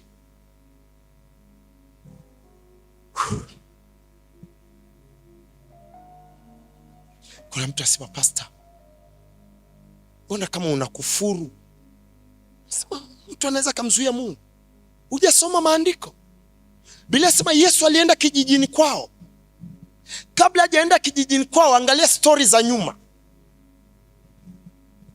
Kuna watu wamekutana nao vichaa, wengine makaburini. Hakusema, alipotokezea tu anapiga kelele. Alivyoenda nyumbani kwao, Biblia inasema hakuweza, sio hakutaka, hakuweza kufanya muujiza wowote huko. Akastaajabu kwa sababu ya kutokuamini kwao. Sio hakutaka, hakuweza. When you don't believe, you limit God. Usipoamini unamzuia Mungu. Imani inaendana na mfumo wa fikra. Kutokuamini ni mfumo wa fikra, kuamini ni mfumo wa fikra. Zote mbili ni fikra. Wangapi wananielewa? Kuna fikra moja inawaza sawa na neno la Mungu, unajikuta unaamini kile Mungu anachosema. Kuna fikra nyingine inawaza kinyume cha neno la Mungu, unajikuta unawaza kinyume cha neno la Mungu. Sema, Bwana Yesu, kwenye hii karakana miujiza ninapokea fungu langu. Nakataa kubaki wa kawaida. Nakataa kubaki kawaida. Nitakuwa mtu wa kihistoria. Nitaacha alama kwenye huu ulimwengu kwa jina la Yesu. Kuna vitu lazima ufikirie, Pastor Jaffe. Biblia inasema mtu mwema. Sema mtu mwema. Wangapi ni watu wema hapa? Nyanyua mjuu, mbona hata unajishtukia? Unajua mtu mwema? Mtu mwema anaacha urithi mpaka watoto wake. Hayo ndo mawazo. Unakuwa uko safi hadi wajukuu. Yaani unafikisha miaka 70, unasema ile nyumba ya Dodoma, Charity atapozaa mtoto, ule mtoto ni ya kwake. Mwambie ndo mtu mwema. Alafu mwambie mwenzi, sasa mtu mwema wewe. Wangapi wanataka akae kama neno? Neno linasema mtu mwema huacha urithi mpaka kwa watoto wa watoto wake. Yaani uko hapa unawaza hadi kizazi cha 4. So yani hapo umeanza kuwa jembe. Hii unakuwa nasema unawaza tu wewe. Mimi. Wewe ni mtu mwovu. Na wengine mnajua mlipotokea kwa wazazi wenu, asante Yesu hata alipowaokoa ndio amesaidia hata mmepata urithi. Huko mlikotoka mlitoka nehi. Sasa chagua kuwa mtu wa kibibilia. Alafu ondoa limitation ya kibinadamu. Kwamba hii nitaweza kweli? Mimi mwenyewe ndo bado napambana. Yaani mimi najipambania, mimi mwenyewe bado sijatoka. Bado sijafika level ya watoto. Bado tena na watoto wa watoto. Sikiliza, ukiamini, ukikubali hilo, ukikubali hilo ndo fungu lako, ukikubali hivyo ndo vipaswa kuwa, ukaondoa macho kwenye limitations za kibinadamu, ukaamua kumwangalia Mungu, ukaanza kutembea kwa imani, unafanya mambo yako kwa imani, unakiri kwa imani, ninakuona huko katika jina la Yesu. Nasema ninakuona huko katika jina la Yesu.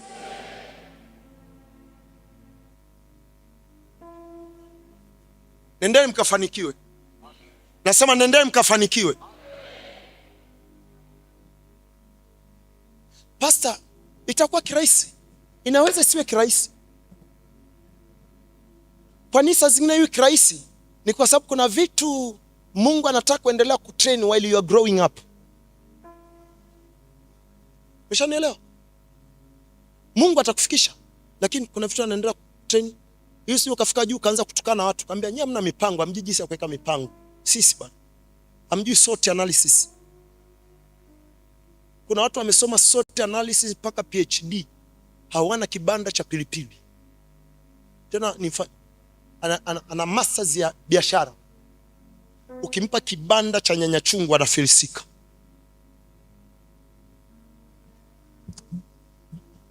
Haya mashallah.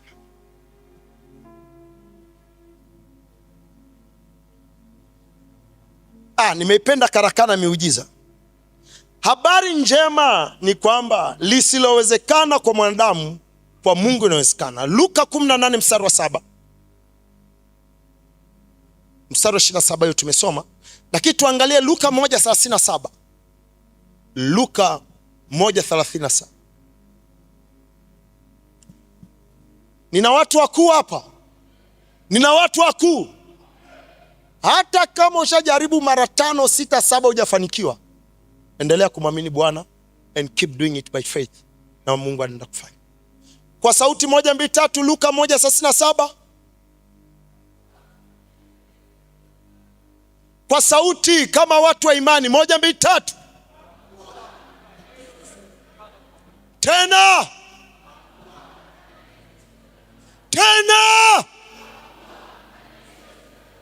Mgeukie jirani yako, mwambie jirani, unamwamini Mungu? Mwambie hakuna lisilowezekana kwa Mungu. Mgeukie jirani wa mkono mwingine, mwambie jirani, unamwamini Mungu? Muulize jirani, umeokoka? Una imani katika huyu Mungu? Hakuna lisilowezekana kwa Mungu. Hakuna nini? Hakuna nini? Hakuna nini? Hapa hakuna nini? Hapa hakuna nini? Hapa hakuna nini? Hapa hakuna nini? Afu mwambie jirani, lile jambo linawezekana. Kwa sababu ulijui tu, mwambie jirani, hilo jambo la moyoni hilo linawezekana.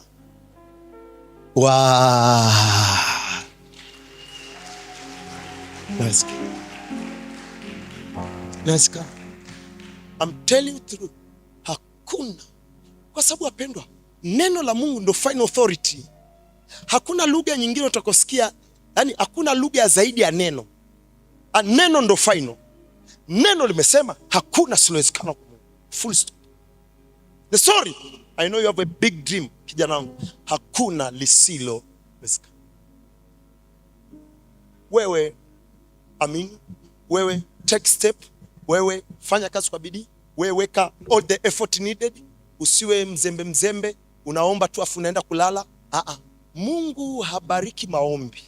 Oh, this is heavy. Mungu anabariki kazi za mikono.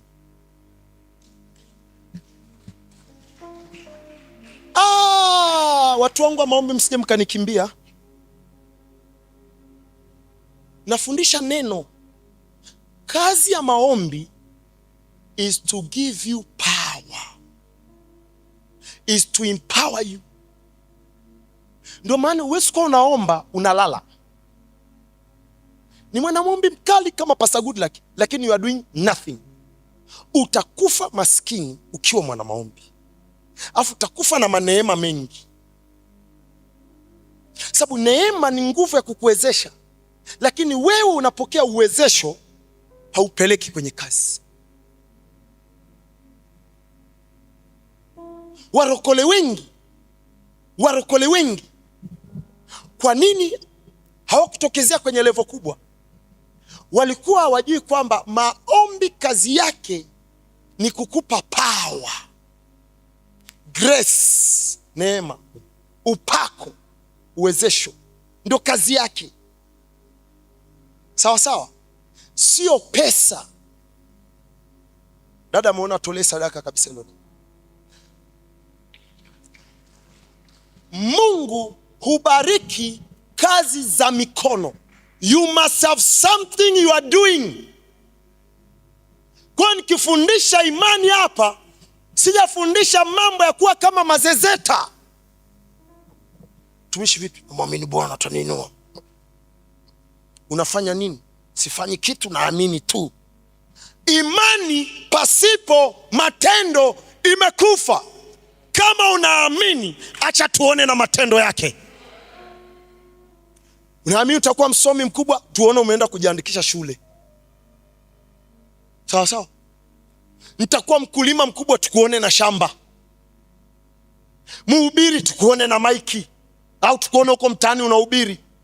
Imani pasipo matendo, imani pasipo matendo, imani pasipo matendo imekufa nafsi. Umeona warokole wengi hatima zao zinaharibika kwa kile wanachokiita imani, kumbe sio imani, ni upumbavu. Kuna upumbavu na imani. Oh, tell us. Ngoja nikwambie, see this man, this young man here. This young man here. I work like machine. And I believe God. Sisi tulitrainiwa kwenye imani ya kazi. Imani ya kazi. Unaamini, take step. Yes. Bwana niite na mimi nitembee kwenye maji. Yesu ahangaika asema njoo. Nije. Amini tu, njoo. Kama unaamini njoo. Petro akatoa mguu, akakanyaga maji, maji yakaganda. Imani kuna vitu haviwezi kufunuka kwenye maisha yako. Kuna fursa huwezi kuziona, kuna milango haiwezi kufunguka, ni mpaka imani yako iingie kwenye matendo. Sio kama mnanielewa rokole. Sababu hii ni hatari, ndio kitu watu wanaisha. Eti anaaminia chumbani. Yakobo akasema, wewe una imani, umefanya vema. Nionyeshe imani yako pasipo matendo, na mimi nikuonyeshe imani ikiwa na nini? Na matendo. If you have faith, we will see that faith. In fact, imani sio ya kutamka. Imani wewe inaonekana. We can see faith. Imani wewe inaonekana. Inaonekana wapi? Moja hapo kwenye matendo. Aina ya matendo yako tunajua unaamini au hauamini. Amen. Amen. Are you blessed? Alafu muulize Roho Mtakatifu, kwa nini umemfanya Pastor Goodluck akae muda mrefu hapa? Mimi nilitoka ofisini hapa kuja yani patembee miracles. Lakini naona Yesu amebadilisha. Anataka miracle kwanza kwenye ufahamu wako. Na kuombea kwa Mungu katika jina la Yesu Kristo, ya kwamba you will think big, you will dream big, and you will believe big, and you will act big. In Jesus' name.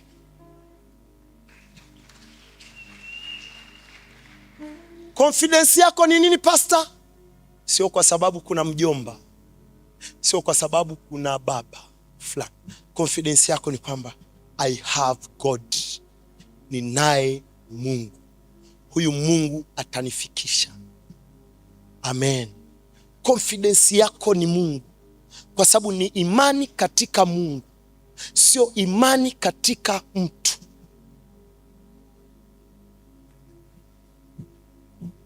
Ni vizuri ukaelewa kwamba takiwa nianze kuombea. Ni vizuri ukaelewa kwamba nimekusomea 1:37 anasema kwa kuwa hakuna neno wangapi wanaamini kabisa hakuna neno lisilowezekana kwa Mungu? Wangapi wanaamini? Ngoja niwape, I don't know is a chekesho what. Kuna mtu mmoja alikuwa na toroli, sema amina, afu ameleka tu pembeni, afu akasema mimi ninaweza kafunga kamba mtu ule wa kule na huu, afu nikatembea juu ya kamba. Wangapi wanaamini? Watu wengine moyoni wanasema likianguka sitajua lenyewe moyoni. Kweli akapanda akatembea akafika hadi mwisho akashuka. Asema sasa naweza katembea kwenye hii kamba huku naendesha toroli. Wangapi wanaamini? Kile walichokiona mwanzoni kikapandisha imani yao. Asema tunaamini. Akaweka toroli akatembea nalo akafika mwisho akashuka. Asema sasa naweza nikambeba mtu kwenye toroli alafu nikapita naye juu ya kamba. Mwambie mwenzio sasa hapo kwamba sasa ninaweza, hebu mtu aje kamba iko juu kabisa, apande nipite naye hapa.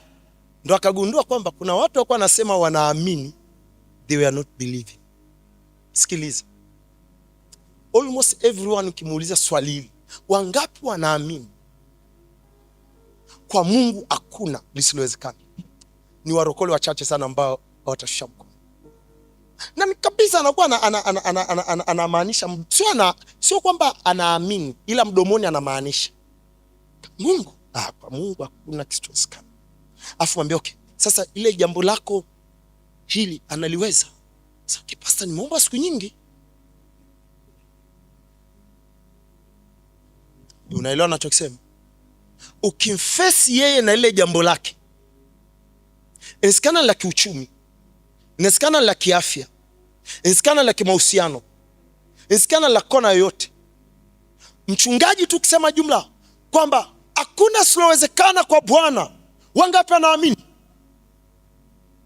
Afu fatombi okay, na ile jambo lako sasa, pastor, nimeshaliombea.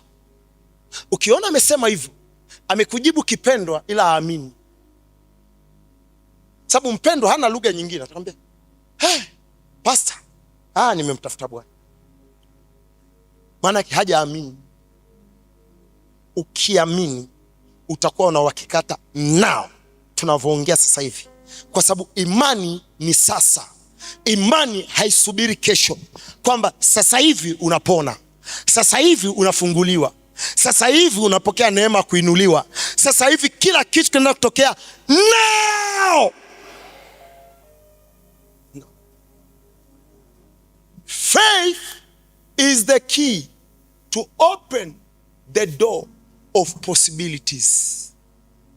Imani ni ufunguo wa kufungua mlango wa yanayowezekana.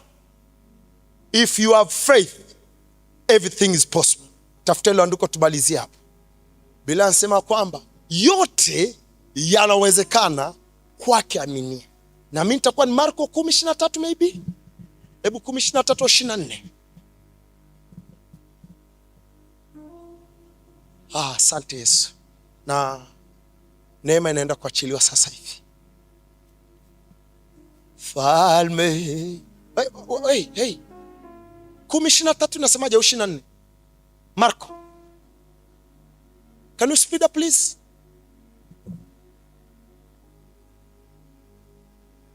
Yon 10:24, 23.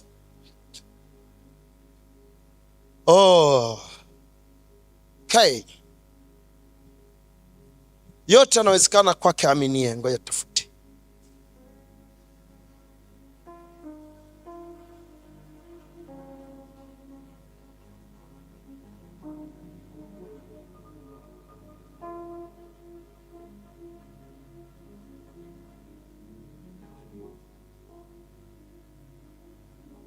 Marko 9:23. Asante, haikuwa 10:23.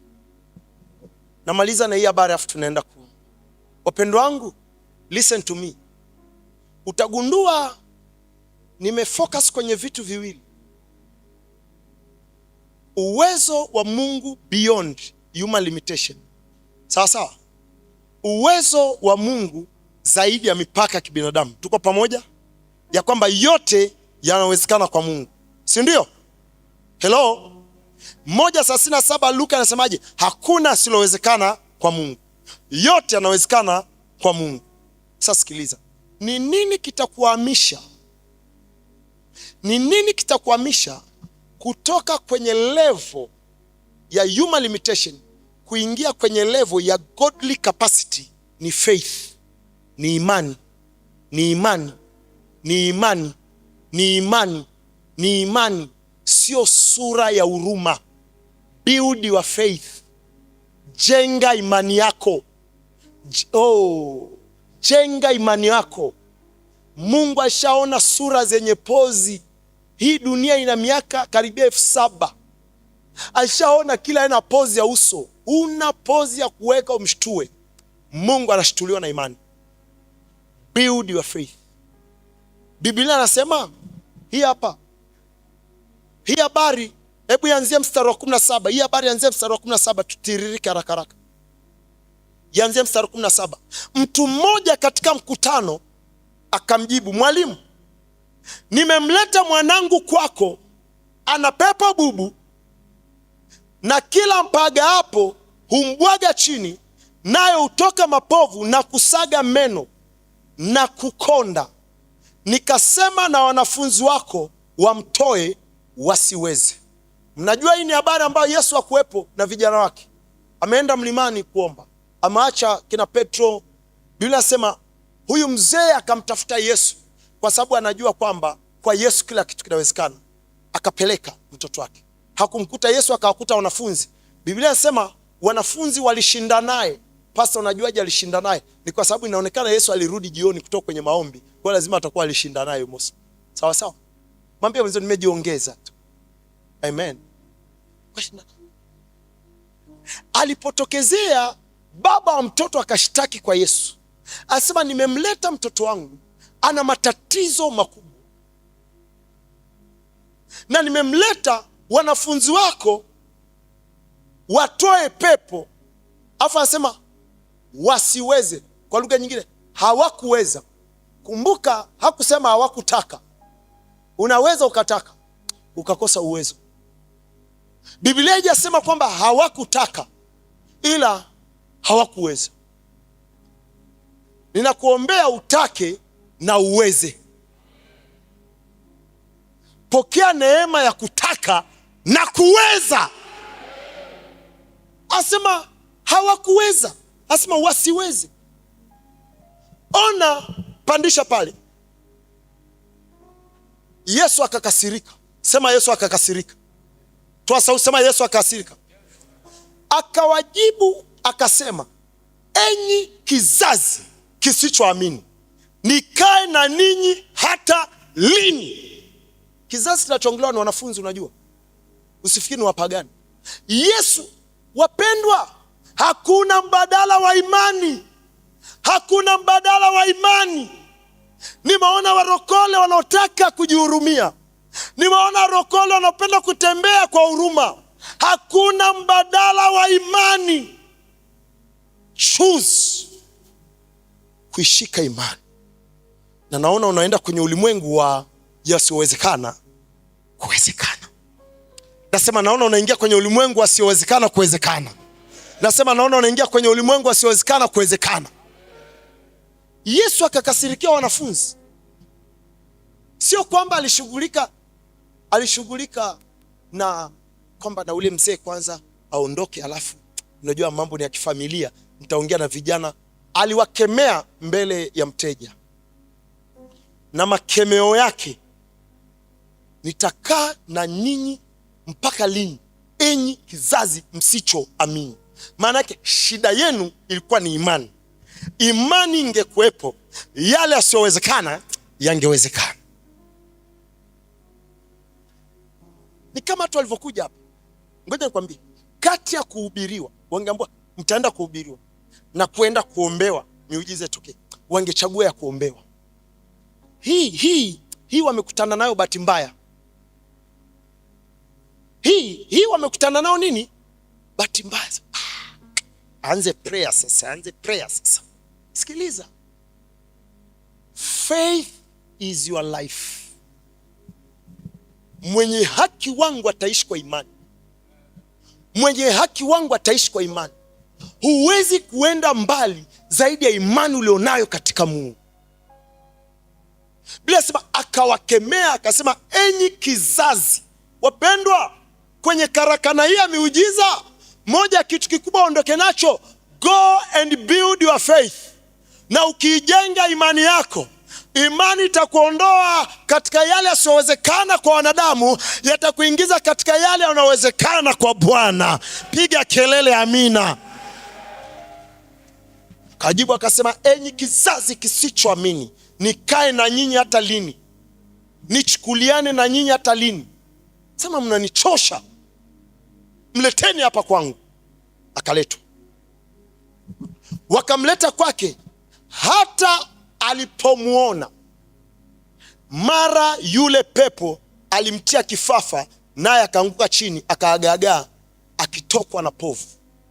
Ni nini kilichofanya kila ambacho wanafunzi hakuweza kikawezekana? Ni imani. Ndio maana Yesu alikemea imani. Pandisha. Akamuuliza babaye, amepatwa na haya tangu lini? Akasema, tangu utoto.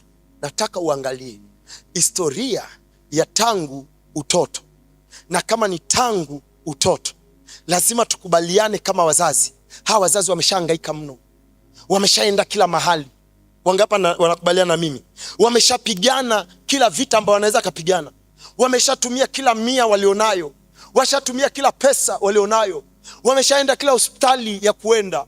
Wawezekana kama nakwaja uko kashaenda na kila mganga. Hayakuwezekana kwa mwanadamu, yaliwezekana kwa Jehova. I see God changing your history in Jesus name. Malizia. Alipomaliza asema, mara nyingi amemtupa katika moto na katika maji amwangamize. Lakini ona sasa kitu ambacho yule bwana alimwambia Yesu. Asema, lakini ukiweza neno lolote utuhurumie, utusaidie. Mzee aliona ameongea kistaarabu. Yesu alikasirika, sababu alimwambia, ni kama wapendwa wengi tulivyo. Naambia Mungu, ukiweza fanya jambo. Huyu mzee akamwambia, ukiweza neno lolote tuhurumie, tusaidie. Hebu ona majibu ya Yesu kwa sauti 1, 2, 3. Kuna alama mshangao, usisahau. Yesu akasema, Yesu akamwambia, ukiweza. Unajua pana alama mshangao, manake Yesu alimshangaa. Asema, unaniambia mimi nikiweza? Asema, ukiweza. Yesu akamwambia, ukiweza? Umeniambia nini? Umeniambia nikiweza. Afu akamwambia, yote yawezekana kwake aminie. Maanake sio swala la mimi kuweza, ni swala la wewe kuamini. Sio swala la mimi kuweza, ni swala la wewe kuamini. Kuna watu wengi hapa wamemwachia Yesu imani. Yesu anaweza kila kitu, anasubiri uamini.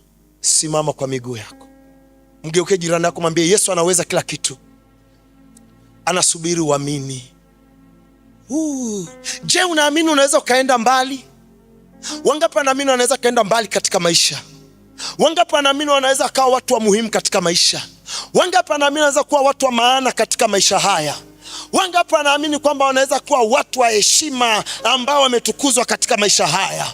Wangapi wanaamini kwamba wanaweza kawa watu wakuu ambao watu wengine wanaishi katika uvuli wao? Ukiamini, nguvu za Mungu zile ambao ni zaidi ya mipaka ya kibinadamu zinaanza kushuka. Wangapi wanaamini kwamba Mungu anaweza kaponya magonjwa yao? Wangapi wanaamini kwamba Mungu anaweza kubadilisha historia ya maisha yako? Wangapi wanaamini kwamba Mungu anaweza kukupa mwenzi wa maisha? Wangapi wanaamini kwamba Mungu anaweza kukufanya kukupeleka umbali ambao hakuna mtu aliyekuwa anawaza? Ukiamini, yote yanawezekana. Falme, yachilie mbele za Bwana. Kama kuna ombi langu la kwanza, uamini katika Mungu wa yote yanawezekana, kwamba kwa wanadamu yanaweza siwezekana, lakini kwa Mungu yanawezekana. Naongea na mtu fulani, huo ugonjwa utakuua rafiki, hautakumaliza. Kuna wengine, thank you Jesus, kuna wengine naona kitu cha ajabu, naona fidia ya maisha. Nipe keyboard. Naona Roho Mtakatifu ameingia ofisini. Give me keyboard. Naona fidia ya maisha. Ngoja nikueleze naposema fidia ya maisha. Nimeona niongea kwa Kiswahili kila mtu anielewe. Kiingereza ningesema restoration. Kuna muda mwingi umepita, umeharibika. Ni kama unajutia. Ni kweli unapaswa kujutia, lakini ninazo habari njema. Ghafla nimesikia Roho Mtakatifu anaambia anaenda kufidia maisha, anaenda kufidia miaka. That's the God of restoration. Anasema ile miaka yako iliyoliwa na nzige na tunutu na madumadu nitakurejeshea. Unajua maana ya kukurejeshea?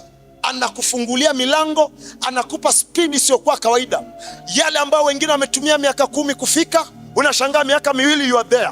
Maanake Mungu anafidia muda. Mungu anafidia muda. Sikiliza, nimesikia ndani Mungu ananiambia kuna watu kwenye karakana miujiza, Mungu anaachilia upako wa kufidia muda wao, wa kufidia muda wao.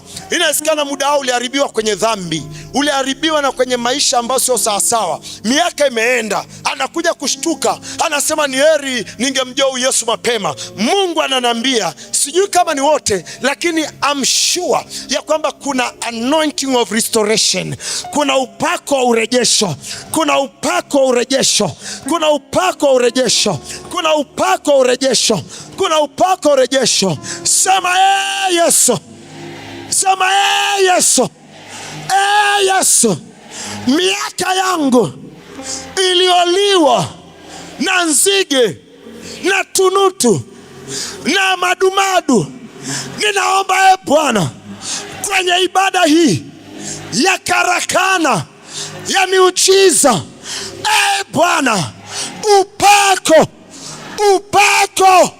wa urejesho uwe juu yangu kwa jina la Yesu. Mandorono. Mpendwa, kazi imeanza. Connect. Ibada moja inaweza kabadilisha hatima ya mtu.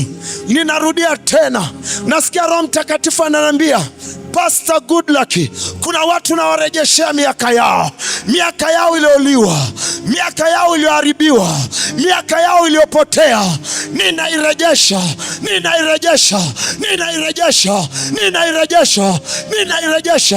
kwa jina la Yesu, kwa jina la Yesu. Bwana, ninaomba upako wa urejesho. Ninauliza urejesho kwenye afya, urejesho kwenye uchumi, urejesho kwenye miaka, urejesho kwenye maendeleo, kwa jina la Yesu, kwa jina la Yesu, kwa jina la Yesu, kwa jina la Yesu. Mandaranama.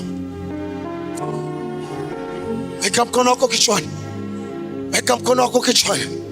Nitaenda kusema kwa jina la Yesu. Nikisema mara kwanza kwa jina Yesu Kristo, utasema amen kwa nguvu. Alafu mara pili utasema amen kwa nguvu. Alafu mara tatu utasema amen kwa nguvu. Alafu utasema napokea upako wa urejesho. Ninaona upako wa urejesho unashuka kwenye afya za watu, unashuka kwenye ndoa za watu, unashuka kwenye uchumi wa watu, unashuka kwenye maisha ya watu. Ninawaambia kwamba mimi ni mtumishi wa Mungu. Kuna watu mtaona mambo ya ajabu. Utaona kwamba ndani ya miaka michache Mungu amekufikisha umbali ambao wengine walitumia muda mrefu, because of the anointing of restoration. Moja, kwa jina la Yesu, kwa jina la Yesu, kwa jina la Yesu. Pokea upako wa urejesho, upako wa urejesho, upako wa urejesho, upako wa urejesho, upako wa urejesho. Hata mimi Bwana, hata mimi Bwana, nirejeshe miaka iloliwa na nzige na tunutu. Bwana, ninajiunganisha na upako wa urejesho kwa jina la Yesu, kwa jina la Yesu, kwa jina la Yesu, kwa jina la Yesu. Rana masha mandara mashela.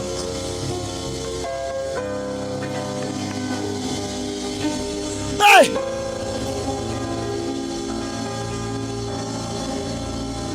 Afya yako inarejeshwa, afya yako inarejeshwa, uchumi wako unarejeshwa, ndoa yako inarejeshwa, nguvu zako zinarejeshwa, maisha yako yanarejeshwa, hatima yako inarejeshwa kwa jina la Yesu, kwa jina la Yesu.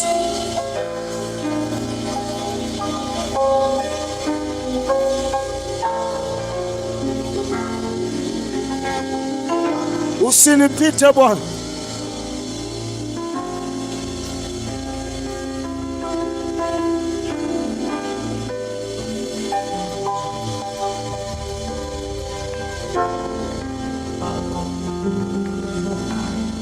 Anza kuomba, anza kuomba. Fungua kinywa chako. Nataka nione kila mmoja anaomba. Omba, mwambie Baba, ninajiunganisha na nguvu ya urejesho na upako wa urejesho, na katika jina la Yesu, katika jina la Yesu. Bwana, ninachagua kuamini katika yale ambayo ya kwamba kwa mwanadamu haiwezekani, lakini kwako inawezekana. Bwana, leo kwa jina la Yesu nimechagua kuamini kwamba kwako inawezekana, na hata hili jambo ambalo nilikuwa nafikiri haliwezekani, anza kuombea hilo jambo. Wengine ni watoto, wengine ni familia, wengine ni kazi. Kuna jambo ulikuwa unafikiri haliwezekani, leo linawezekana. Anza kuliombea kwa upya. Ombea hilo jambo, mwambie kwako inawezekana, kwako inawezekana. Anza kuomba.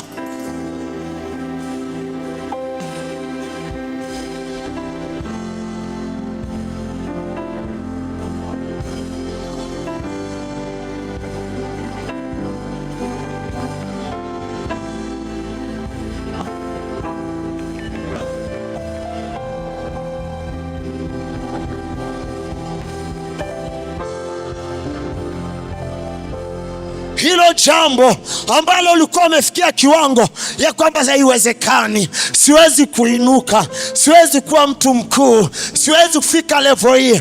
Anza kuomba sasa, anza kuomba sasa, anza kuomba sasa. Ninaona neema inaachiliwa. Hiyo afya, anza kuomba sasa. Huyo mtoto, anza kuombea sasa. Iwe ni jambo lote, biashara, anza kuombea sasa. Hiyo neema ipo, hiyo neema ipo, hiyo neema ipo, hiyo neema ipo.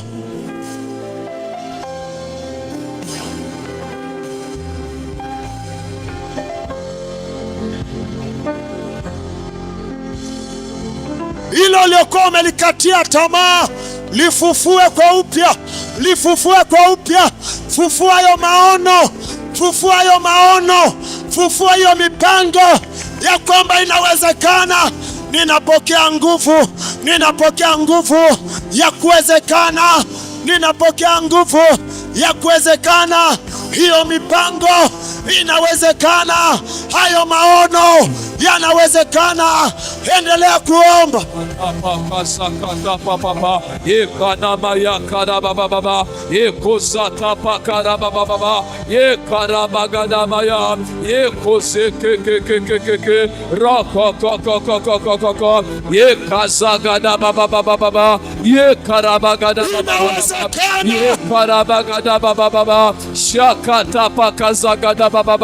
Upako wa kuwezekana, yes. Upako wa mambo kuwezekana. Bwana, na upokea jioni ya leo kwa jina la Yesu, kwa jina la Yesu.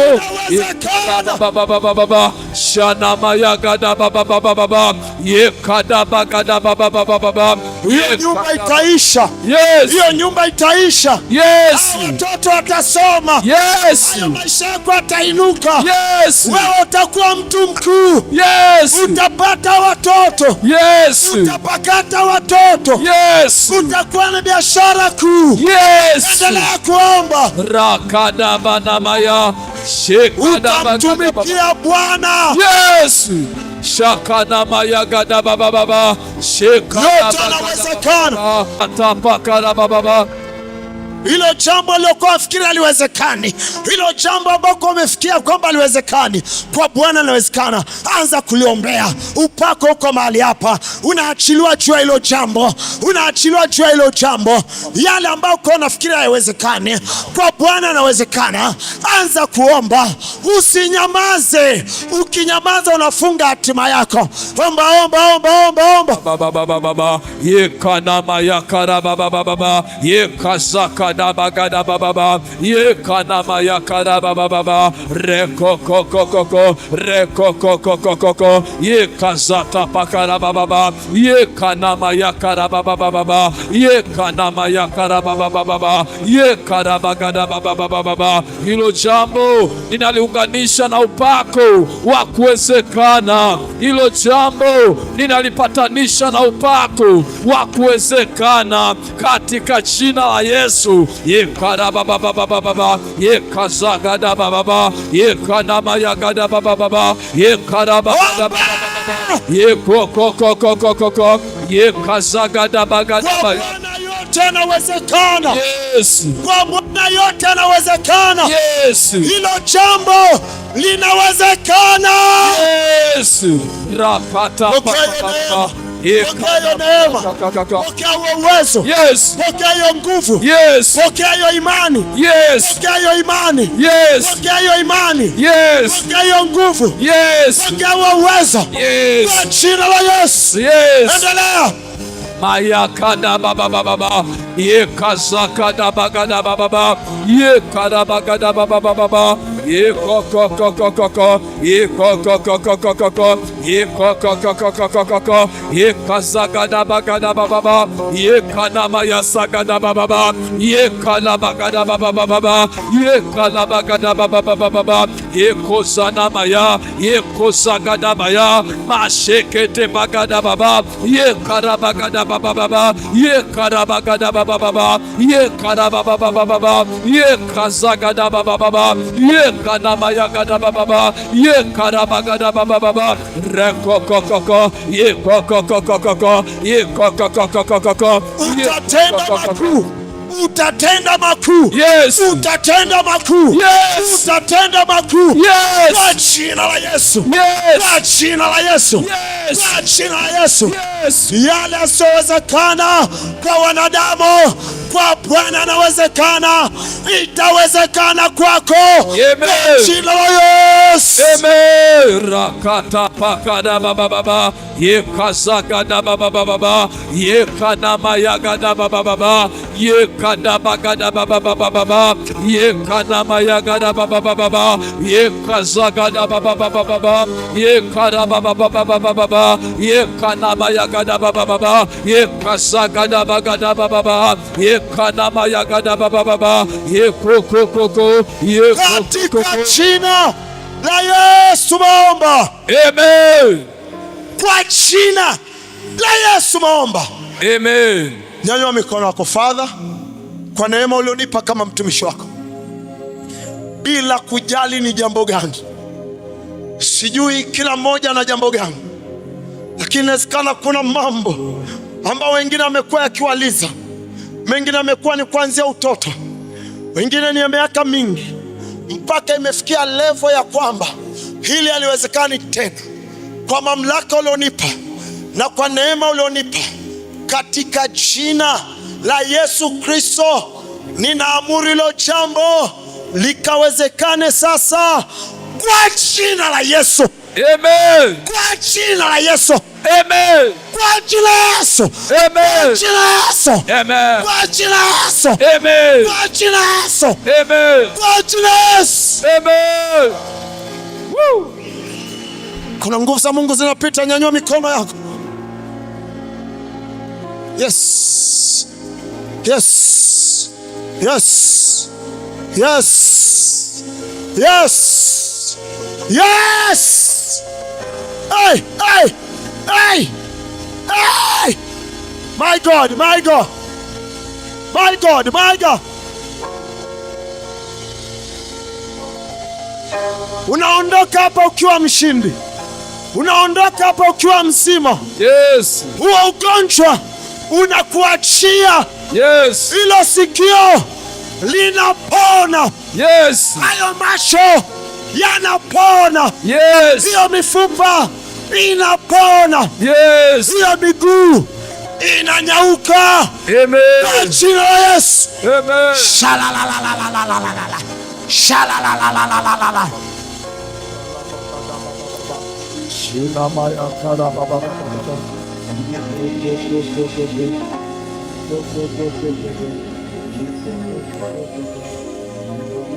Una shida ya macho, weka mikono yako kwenye macho. Una shida ya sikio, weka kidole chako hivi kwenye sikio. Una shida ya macho, ona, nifuata maelekezo. Unaona mikono yangu ulivyoweka hivi? Fuata maelekezo. Fungueni macho kwanza mnisikize. Mnaona mikono yangu ulivyoweka hivi? Ndio uweke kwenye macho yako hivi. Una shida sikio, uweka kwenye sikio. Nimeona mtu, kuna ile kitu kinaitwa elephant leg. Miguu imekuwa mikubwa hivi. Weka mikono yako kwenye hiyo miguu. Yaani miguu yani ile inakuwa, kuna ile kitu wanaitaga elephant. Hiyo. Weka mikono kwenye hiyo miguu. Wa macho weka kwenye macho. Popote panapokuuma weka mkono hilo eneo. Nguvu za Mungu zinaenda kushuka nao. Popote panakuuma. Wengine ni vichomi visivyoisha. Weka mkono kwenye ile eneo ambalo unakuwa kichomi. Wewe ambao umekuwa na shida kwenye uzazi, sikana hata ni binti, je, leo kina hata madaktari washakwambia kwenye uzazi una shida. Nikwambia niliona kamba imefunga kwenye uzazi. Weka mkono wako kwenye tumbo lako la chini. Kama shida yako ni kichwa, weka kwenye kichwa. Nitasema kwa jina la Yesu mara 7. Kila nitaposema kwa jina la Yesu utapiga kelele amen kwa imani, na nguvu za Mungu zinaachiliwa juu yako mpaka mara 7. Alafu utaangalia kichokuwa na kusoma. Are you ready? Kwa jina la Yesu. Kwa jina la Yesu. Amen. Kwa jina la Yesu. Amen. Kwa jina la Yesu. Amen.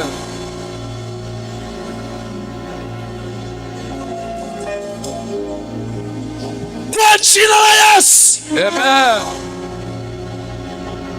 Wow, kuna watu, kuna upofu unaondoka kwenye macho yao. Yes, wengine ni pasho, hali ya kutokuona vizuri inaondoka. Yes, kuna watu masikio yao yanafunguliwa sahihi. Kuna watu kwenye kibofu cha mkojo kuna rekebishwa sahihi. Kuna watu masikio yao yanazibuka, mifupa yao inakaa vizuri, migongo yao inakaa sawa sawa, nguvu zao za kiume zinakaa sawa sawa, kwa jina la Yesu. Amen. Woo!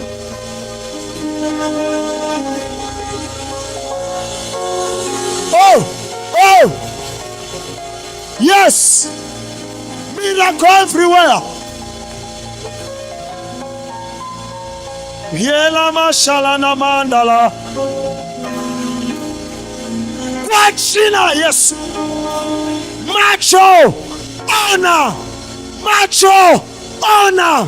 Yes. Pua, sikia harufu. Yes. Sikio, sikia. Yes. Moyo, fanya kazi vizuri. Yes. Tumbo, pona. Yes. Uzazi, pona. Yes. Kwa jina la Yesu. Migongo, pona. Yes. Mifupa, pona. Amen. Vichwa, pona. Amen. Ninafunga kila roho ya uziwi, kila roho ya upofu, Yes. and partial blindness, kutokuona mbali, kutokuona karibu. Ninafunga hiyo roho. Amen. Roho ya udhaifu kwenye mwili, roho ya magonjwa, Yes. ninaifunga kwa jina la Yesu. Amen. Kwa jina la Yesu. Amen. Kila uraibu, kila uraibu, umekuwa addicted, unatamani kuacha, unashindwa kuacha. Kama Mungu wangu aishivyo, hilo jambo utaruka nalo huo mlango wa kanisa leo. Amen. Kuna kitu ukipendi lakini kimekushika, vinaitwa uraibu. Ninavunja kila uraibu kwa jina la Yesu. Amen. Jina la Yesu. Amen. Jina la Yesu. Amen. Nyanyua mikono yako, nguvu za Mungu zinapita hapo. Yes. Yes. Yes. Yes. Kila pepo toka kwa jina la Yesu. Kwa jina la Yesu. Kwa jina la Yesu. Pepo la uraibu, pepo la kiziwi, Yes. pepo la umaskini, Yes. pepo la balaa, Yes. pepo la mikosi, Yes. toka kwa jina la Yesu. Amen.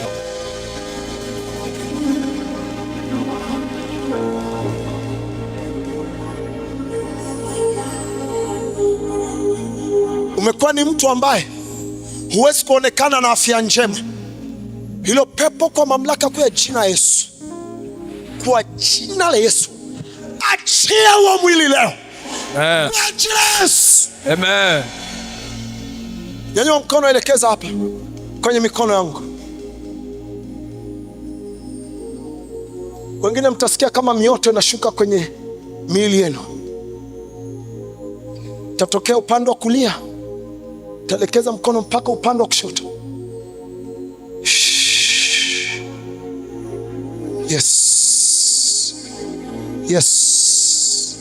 Yes.